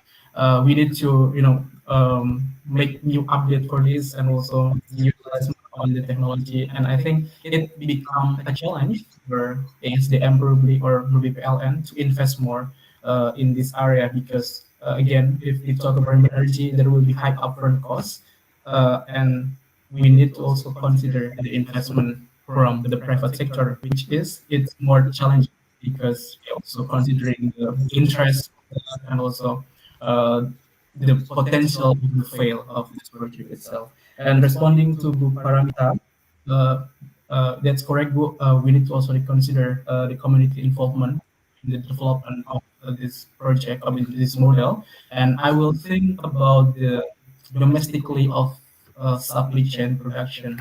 I mean, if we can bring this kind of technology into in Indonesia and can manufacture domestically, I think it will give us the multiply effect for the job sector itself, also the welfare. Just it also happens in the battery technology that happen in Parawan and the other area.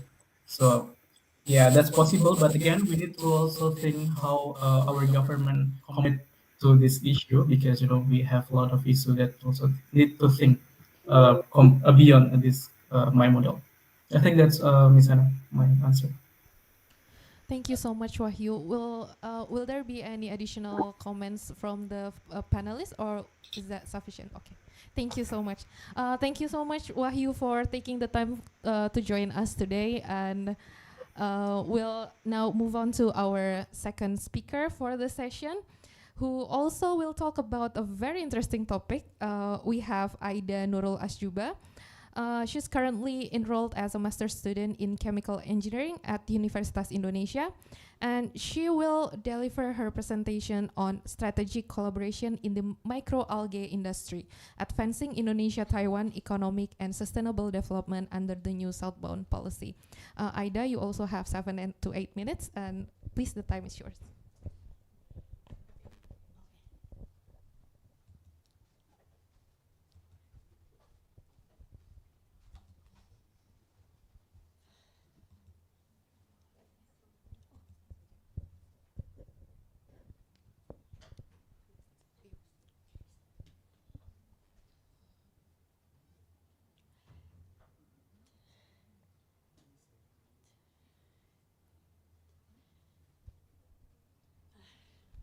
Hello.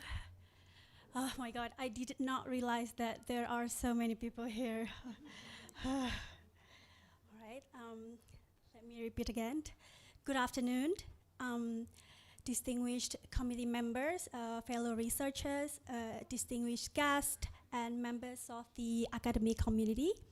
My name is Aida Asjuba. I am from Universitas Indonesia. It is a privilege to share my study with you in this important colloquium.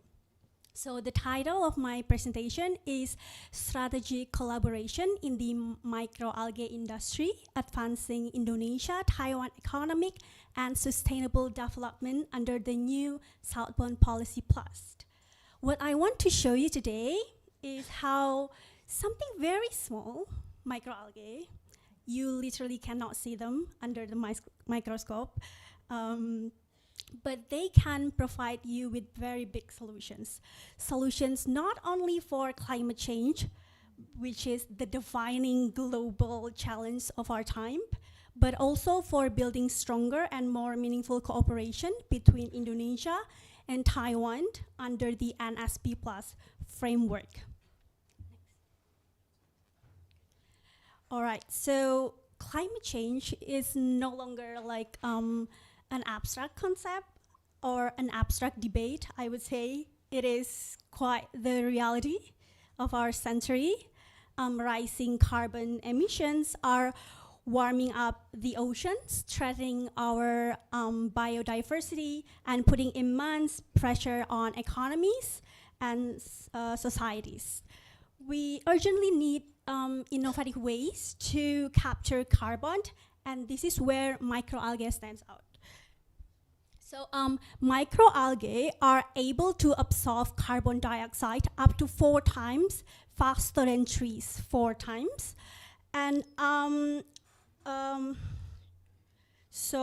but their importance goes beyond the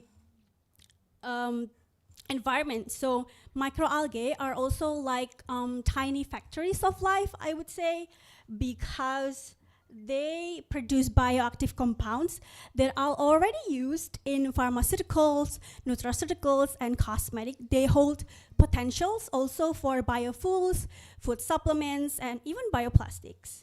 This means that microalgae are not just about fighting climate change. They also represent a new pathway to new industries, new products, and new economies. They offer us both ecological necessity and economic opportunity. I would say it's quite a rare combination in today's world. So what makes microalgae so special? So I would say they are resilient and adaptive, so they can thrive in any in diverse environment, in saline water, in wastewater, in open ponds, in sophisticated photobioreactors. This means that they can be cultivated in conditions that would otherwise be unusable for agricultures. So they are not trying to steal the land of the already existing plants and food estate. So I would say it's making them environmentally sound and cost efficient. Second, microalgae generate high value compounds. They produce polyunsaturated fatty acids, antioxidants, and pigments like carotenoids. These are not only scientifically interesting, they are also economically interesting. They are used in anti-inflammatory medicines, immune-boosting nutraceuticals, and anti-aging cosmetics. They can also be integrated into biorefineries. So they can also be used to produce biofuels. It's still under development and research. They also can be produced for green plastics and sustainable materials. So this integration places microalgae at the heart of a circular and low carbon economy.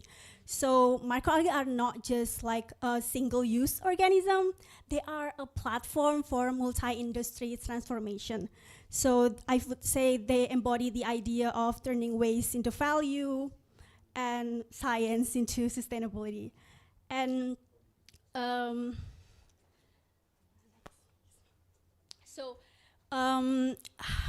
so now let us move on from the global and industrial level to the bilateral level.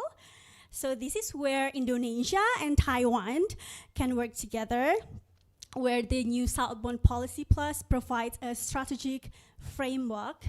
Indonesia has one of the richest marine biodiversities in the world. Thousands of native algae species are waiting to be studied, cultivated, and applied. And our tropical climate and also long coastlines create natural laboratories where like cultivations can happen at lower cost, especially in open pond system that require minimal energy input. Meanwhile, Taiwan has the strong ecosystem in biotechnology and the producer of sophisticated photobioreactors. So with decades of investment in research and development, Taiwan has world-class expertise in photobioreactor design, genetic engineering of microalgae strains, and commercial production of algae-based products. So like institutions like the Industrial Technology Research Institute and company like maybe Fabico and Synbiotech have already transformed microalgae from research subject to internationally market products like nutritional supplements, skincare, and bioactive extract. So when we put these strengths together, so like Indonesia provides the natural resources and cultivation environment, and Taiwan provides the technology and commercialization expertise.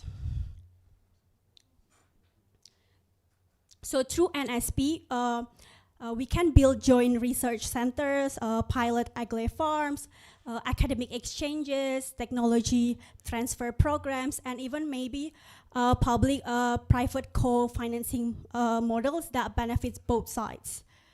So this is not only like a scientific cooperation, it's also economic diplomacy, people-to-people engagement, and demonstration that Indonesia and Taiwan can jointly lead in creating sustainable industry for the Indo-Pacific. So let me conclude. Collaboration in the microalgae industry is not just about algae. It's also about building a new pillar for Indonesia and Taiwan cooperation. And it is also about advancing green innovation and diversifying our economies and contribute to long-term sustainability. But to realize this vision, we need enablers. We need joint research programs that bring scientists together. We need harmonized regulations so that products developed in one country can be recognized in the other. And we need inclusive training and capacity building so that students, young researchers, and local communities can all benefit. If we achieve this, the impact will be profound. So cleaner air, stronger industries, and also more resilient economies. So I leave you with one final thought. Microalgae are small cell, but they hold big solutions. Solutions for climate actions, sustainable industry, and for the future of Indonesia and Taiwan relations. Thank you very much. Thank you. Thank you very much, Aida, for such an insightful presentations. We have such interesting topics for this third session. Surely able to keep this up. And next one, our last speaker for the day, we have Azaria Sahapila, master student in nutrition and food science from IPB University. And she will deliver her papers on Taiwan's technology transfer for climate resilient livestock farming in Indonesia. Azaria, the floor is yours.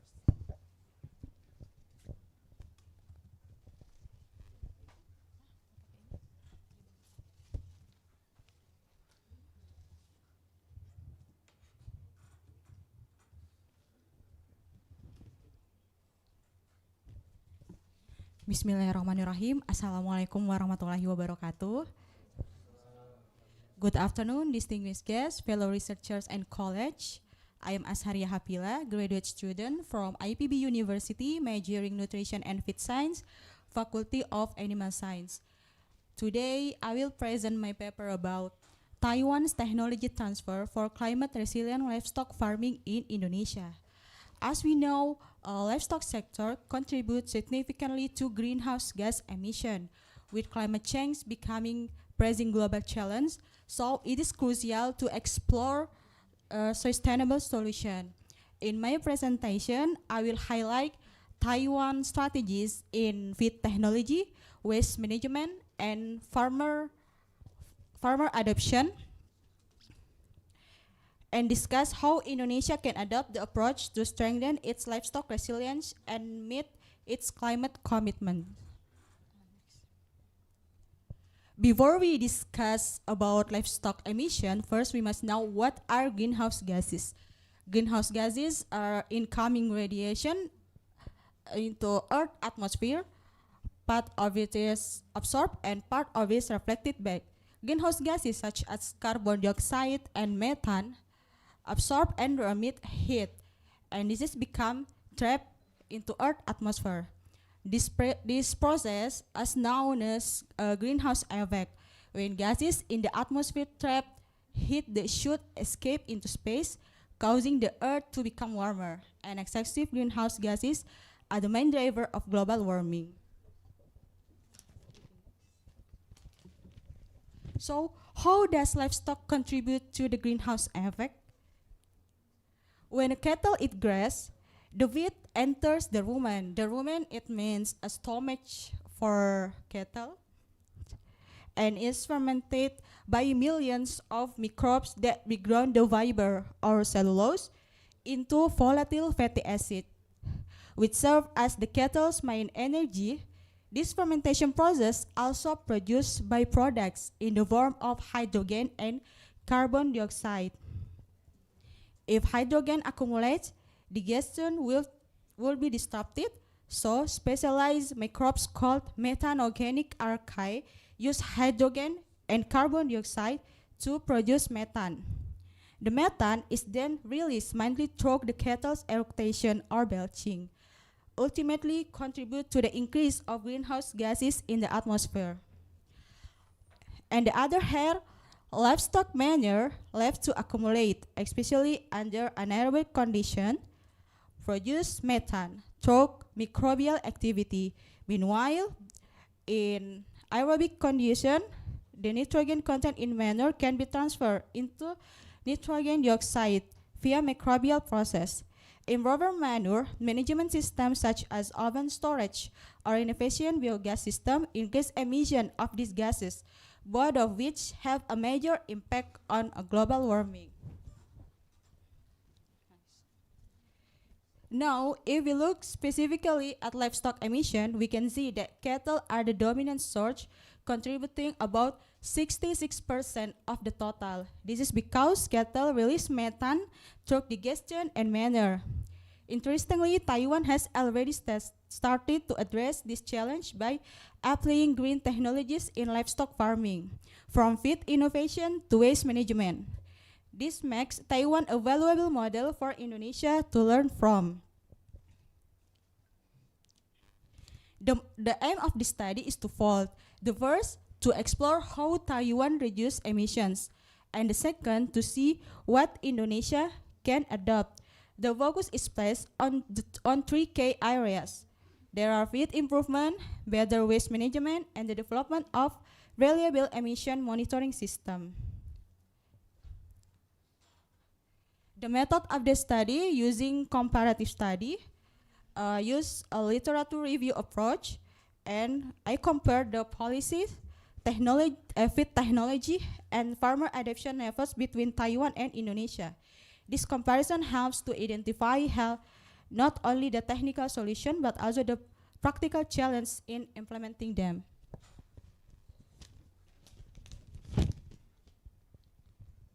In Taiwan, livestock emission reduction is supported by strong regulation, the implementation of a carbon tax, and government support for biogas development. Meanwhile, in Indonesia, although there is an NDC target, specific policy for livestock emission remain weak. Therefore, Indonesia needs stronger regulation and better incentive to accelerate emission reduction in the livestock sector.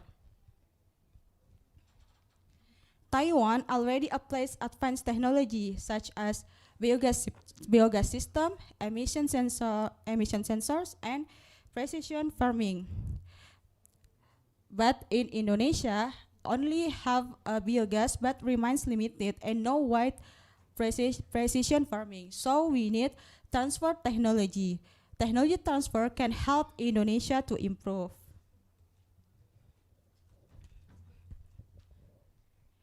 In Taiwan, a livestock feed often includes crop by feed products. This strategy helps reduce methane emission while maintaining animal productivity.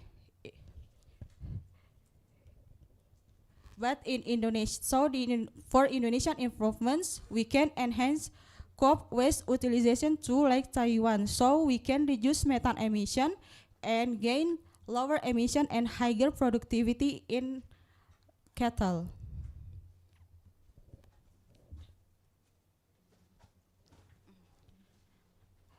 in Taiwan, in Indonesia, adoption is slow because of cost and low awareness. But in Taiwan, adoption is high because farmers get consistently support from government and training. So we need capacity building and farmer empowerment are crucial to increase adoption rates. This table shows the gap Indonesian and Taiwan comparison. Taiwan has strong regulatory and policy support, advance in technology availability, and farmer adoption. Indonesia is still weak, but has potential to improve. Indonesia can learn 3 key lessons from Taiwan. The first, the application of small-scale biogas technology that is suitable for farmers. The second, the use of crop byproduct in feed formulation to reduce methane while maintaining productivity. And the third, structure farmer training programs, ideally with international collaboration and support.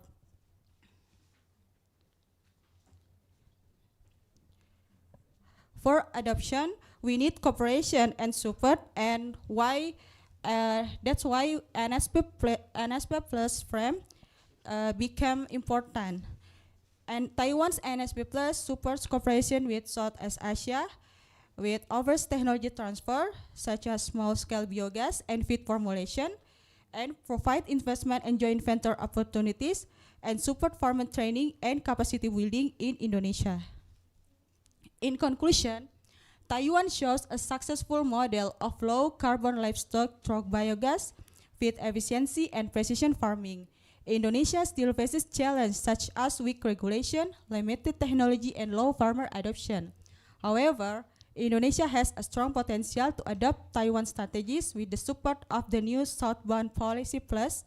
Collaboration can be more realistic. NSP Plus provides opportunities for technology transfer, investment, and farmer training. Therefore, by combining policy, technology, farmer awareness, and international cooperation through NSP Plus, Indonesia can move toward its 2030 NDC target and a more sustainable livestock sector. That's my presentation. That's all, and thank you. Thank you so much, Azaria, for your presentations. I personally definitely learned a lot today because on topics that I am not very familiar myself. And right now, I'll hand it over to the panelists to give their comments and feedbacks. Maybe we can start with Pak Lutfi again. Indeed, it is papers with a lot of natural science term. So as we are social scientists, I think we rarely read thoroughly about this kind of paper. But I think nevertheless, this is an interesting issue about the possibility of Indonesia and Taiwan future collaboration. So Aida, your paper provide a specific topic to research, and I think you have adequately explained about the potential of microalgae, right? As a commodity to research and to market this microalgae to Taiwan and also Indonesia. But talking about the industry of microalgae, we cannot put aside of the potential market. I think you miss some points about how big is this market of microalgae. You only put your data, it's only about the biotechnology market, right? So it's too general, I think. I think you should more provide us with data of microalgae market. So we can, we can calculate how much money that two countries can get from this kind of collaboration of microalgae. So that's my comment for your research. And for Azaria, I think you talk about how Taiwan can help Indonesia in terms of their technology, how to deal livestock farming, etc. But why? Why Taiwan should help Indonesia. You know, the relation between two countries is always the mutual benefit. Maybe we can learn from Taiwan, but we cannot ask too much from Taiwan, right? So what can also Taiwan can get from Indonesia in terms of this livestock issue? Thank you. Thank you so much, Pak Lutfi. And now over to Pak Broto. Thank you, Aida, and also Azaria. I checked the data from BPS. Right now we have 18 million cattle. And it's interesting because you're saying that basically one cattle can contribute to the climate change issue. So with 18 million, I don't know how many problems that we will have. Yeah, my response first to Aida, because you managed to identify the plus and minus between Indonesia and also Taiwan. You're saying that Indonesia basically has an abundant sources of algae. That's what you say basically. And then Taiwan has the technology. The one that you did not explain in your presentation and also in the paper is how to combine them together. You only mentioning that, oh, we need to work together on research and development and so on and so forth. So if you can clarify on that, that will be awesome. It will add any details on your paper. That is the first response. That is my response to Aida, and for Azaria, I understand the idea of learning from Taiwan on the management of cattle farming issues. Because you're mentioning about transfer of technology, so what kind of transfer technology mechanism that you can offer, basically?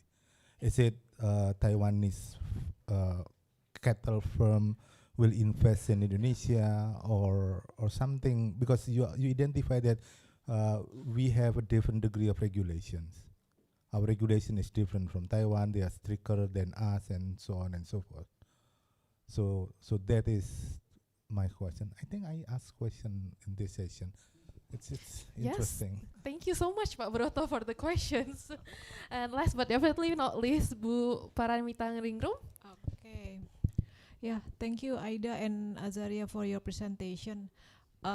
Basically, both of you talk about the prospect of partnership between Indonesia and Taiwan, right? And yeah, both of you also discuss the subject of this partnership. One is microalgae and the other one is livestock. What I would like to ask, or probably I'm curious, is how do you see this partnership again with other two panelists will be beneficial for Indonesia? Yeah, especially Indonesia. Yeah, of course, Indonesia also has some problems like what you have mentioned, but Indonesia also is trying to improve their environmental condition to cope with the SDG. So whether your research also touch this issue or not, because that will be reflected to Indonesian strategy to deal with this prospect. And the second one, when this partnership will be established, then how can you see the actors or the players who will be involved in this partnership? Whether is it only the government or the BUMN or SOE, or you also can involve or can propose involvement of private sectors or communities, because they are the one. Because in Indonesian side, they are also the one who master in technology, master on expertise. So how do you put these other two actors into the future partnership?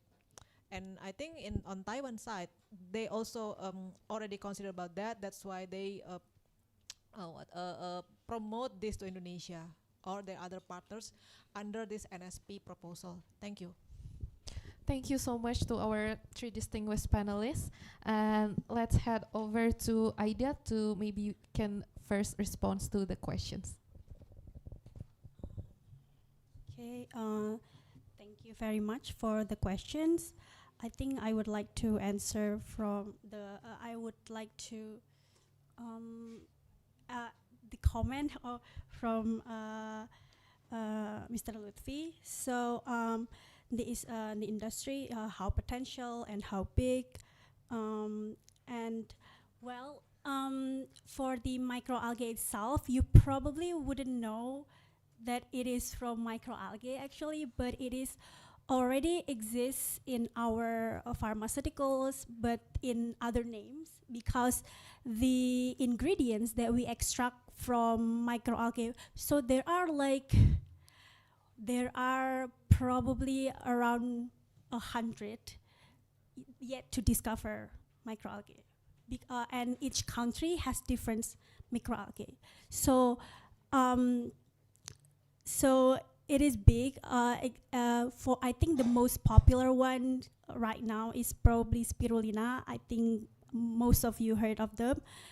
Those it is are commercialized for cosmetic and for skincare and also for pharmaceutical. And the most newcomers, I would say, is astaxanthin.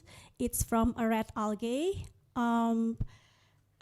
Yeah, so it is potential, and I believe that my mistake from my paper is that I did not really provide the data on the microalgae itself, but more about the biotechnology in general.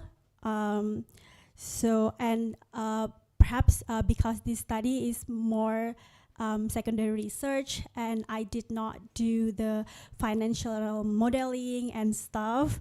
So this is more about an idea that I thought would be potential, but yeah, because I did not really think about doing the whole life cycle assessment because it's quite complicated, and I really need to explore lots of data worldwide, and then I need to compare like from each nations. But for right now, the highest microalgae production is China and Israel. So I would hope that maybe if Indonesia and Taiwan can work together, maybe we can catch up. Probably Taiwan first, and then Indonesia second. Realistically, and then for Mr.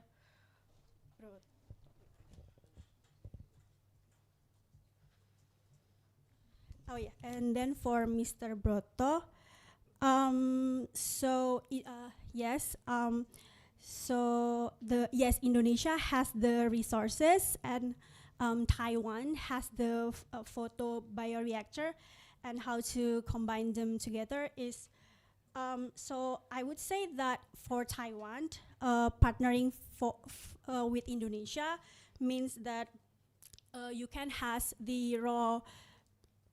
You can have access to raw resources and like affordable large scale production capacity, and as I mentioned before, like from each country, the microalgae species could be different. So maybe right now Taiwan has Hematococcus pluvialis, but Indonesia has Nostoc and in Nusa Tenggara Barat, and maybe so if we if Taiwan partner with Indonesia, Taiwan can have more access to a wide variety of microalgae, and Taiwan can apply its strength to like advanced biotechnology and R&D infrastructure and commercialization expertise to transform Indonesia's raw advantages to market-ready products. like cosmetic or pharmaceuticals. So this is not only accelerate Taiwan's biotech exports and regional leadership, and also like it also can strengthen its role in delivering on NSP plus goals like sustainability, public health, and people-to-people cooperation. As for the Indonesian side, Indonesia from this partnership, perhaps Indonesia can learn from Taiwan, from its technology, and from its R&D, like how to actually grow the microalgae. Because I personally do research with microalgae, and there are some limitations that I don't know the answer to, and perhaps we can like trade knowledge because microalgae is a very fragile microorganism, and to make it more market ready, we need lots of factors to make it not die because it's quite complex to grow them. And each countries and each research, there are lots of variables that are different from one another. So one research might say, oh, we need brighter lightning, and the other research say we need more nutrition, and the other research we say that, oh, we need limited nutrition, so we starve them, and then they're gonna be fat, and then we can have more fatty acid and things like that. I think so if we join research and we bring our scientists together, perhaps we might be able to tackle this issue and then enhance our biotechnology. And for the questions from Ibu Paramita, so so what's in it for Indonesia? So I believe that for SDGs goal, I think it's a zero net carbon thing, and I feel like each country has their exact number, could be different, and I think the partnership could be, because right now the regulation for the carbon emission is for each corporation is that if you produce a certain carbon emission, you either need to pay tax, carbon emission tax, or you either need to plant trees. But the problem with this, the current, what I see right now, and from my observation, from my work also in Cikarang, is that when companies usually they choose to plant trees instead of paying carbon emission tax, but the problem is that they're planting trees in places that are already very cold and not very hot. So they don't plant those trees in Cikarang, they plant those trees in Sukabumi. So it doesn't really solve the global warming issues. So so maybe in the future that we can't partner the startup. There are lots of renewable energy startups, and then they can partner up with BUMN and other corporations that want the option of, there are third secret options. So you can either pay the carbon emission tax or plant more trees, or maybe you can also develop a microalgae farm, which also can reduce the emission tax. I think that's all from me. Thank you. Thank you so much for the explanation, Aida. Let's move on to Asharia to respond to the comments from the panelists. Thank you. Okay, the first I will answer from Pak Lutfi. Why Taiwan should have Indonesia? Indonesia is agriculture country with number of cattle is so large. If we compare Indonesia and other country in ASEAN, of the population of cattle, Indonesia have the highest population of cattle. And in the other country in ASEAN have under 10 million population, but in Indonesia, more than 19 million. So that's why Indonesia is potential to partnership with Taiwan to reduce emission. Meanwhile, greenhouse gas emission dominate by carbon dioxide, but they have a global warming potential is methane, and methane is we can found methane dominate in livestock sector. Okay, so for the second question, what Taiwan get benefit? Benefits for Taiwan if partnership with Indonesia in livestock sector, maybe the first, diversification of economic risk by strengthening economic partnership with countries in Southeast Asia. Taiwan can diversify its trade and investment. Then the second, expansion of markets for Taiwan company. The technology transfer, such in the case of biogas digestion, serve as an entry form for Taiwan's companies to creating new business opportunity. The next, from Pak Broto, what's transfer technology? The transfer technology, I think, is transfer system. Transfer system is transfer knowledge, both for farmers and technician. So we can adopt system from Taiwan and implement it in Indonesia, such as application in biogas system and feed formulation. And the last, the question from Ibu Mita, actors and players for this partnership and what the relation in SDG. Maybe for this partnership, there are several actors, such as the private sector, NGOs, and academic institution.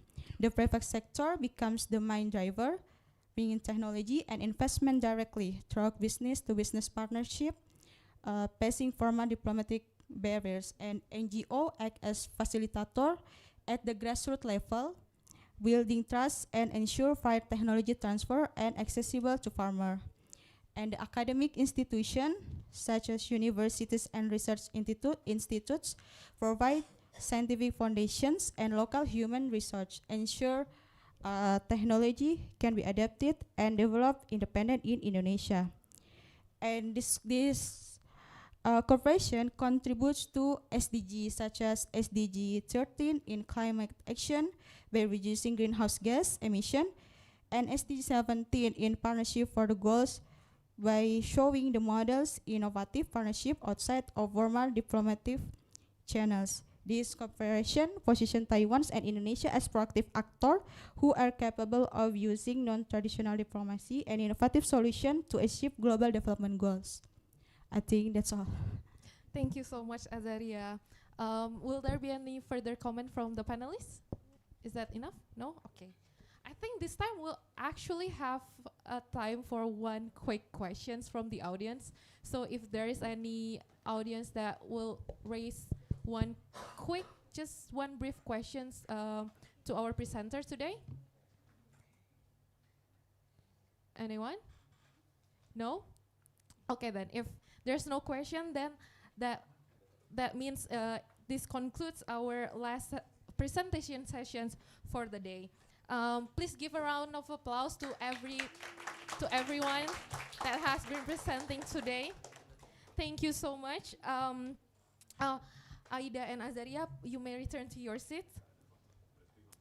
Now that all of the authors have completed their presentations, we will move on to our last sessions for the day, which is the awarding session.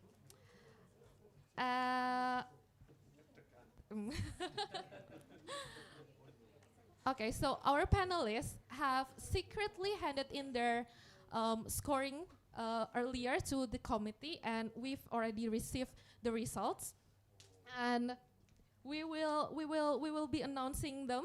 And for those of you whose names are called, please come up to the front to receive the symbolic award and join us for a quick photo. So as I mentioned earlier, there will be 4 different awards that we will be announcing for today. So the first one is the best presenter. Best presenter goes to, drum roll please. Wait, let me check my notes. Apologies, let me check my notes. Yeah, that would be a problem, Pak. Okay, so best presenter goes to Nanda. Please come forward and please, Miss Rena, can you help to symbolically, hand in the award.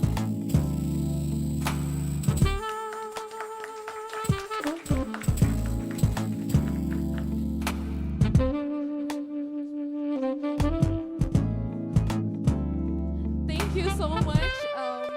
Okay, next award.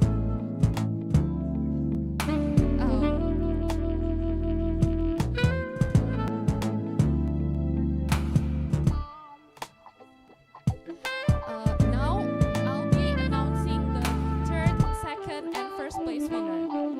For the third place winner goes to, drum roll please, thank you Pak Lutfi. Neng Lilis, all the way in the UK.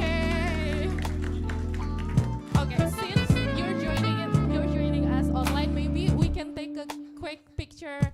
It's going to help to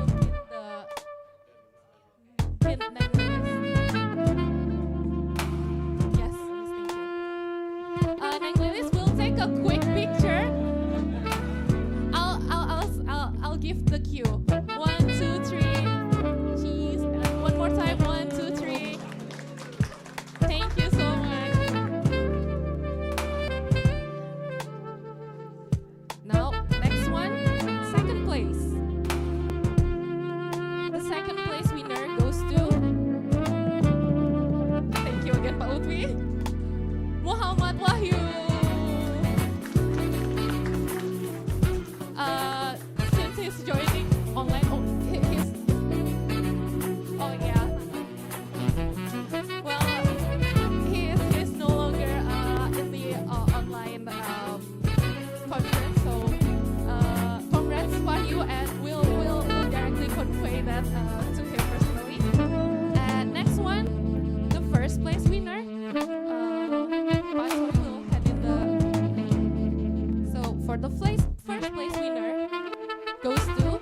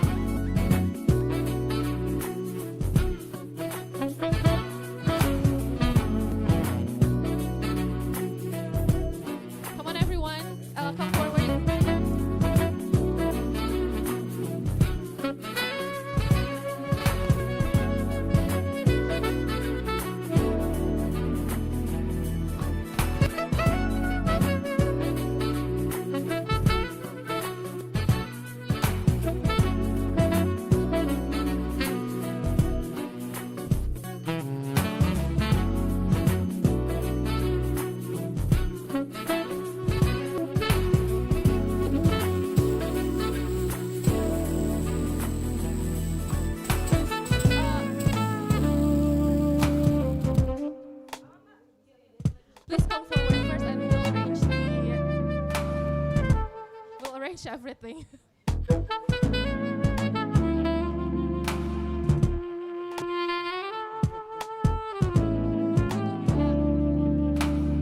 Can some of the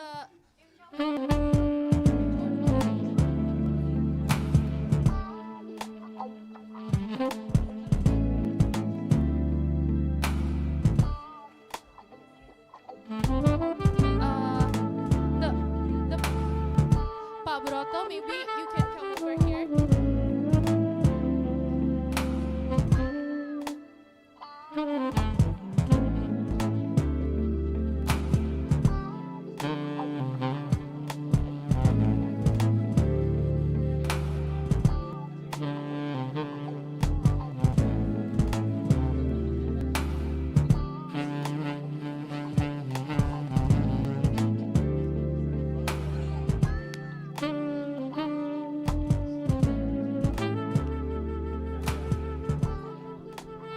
Can you please move a little bit to the back? Thank you.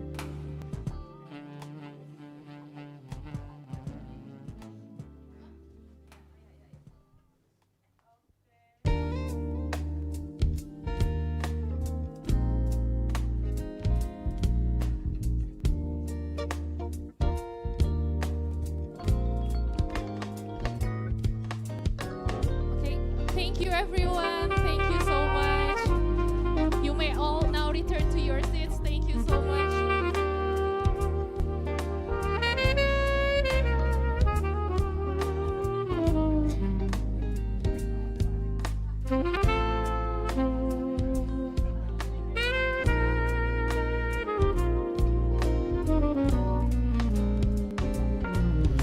Thank you everyone, and now this marks the end of our event. I would like to once again thank Teto Jakarta for the generous support throughout this whole project, and thank you for all of the panelists for their time, support, and expertise for this event. Thank you also for all of the authors who kindly presented the research today, which covered such diverse topics and talk about possible ways to strengthen collaboration between Indonesia and Taiwan. And last but not least, thank you everyone for joining us today, for your active participation, both on site and through our YouTube channel. If you'd like to stay updated on future events, please follow the Habibie Center on our social media. And before you leave, we actually have a QR code for a survey. Please scan the QR code and fill in the survey to get your e-certificate. Before you leave, please also check on your belongings and make sure to throw your trash into the bin we've provided at the back. We've also provided a little snack at the back, so you're free to take them. And enjoy the snacks. Thank you once again.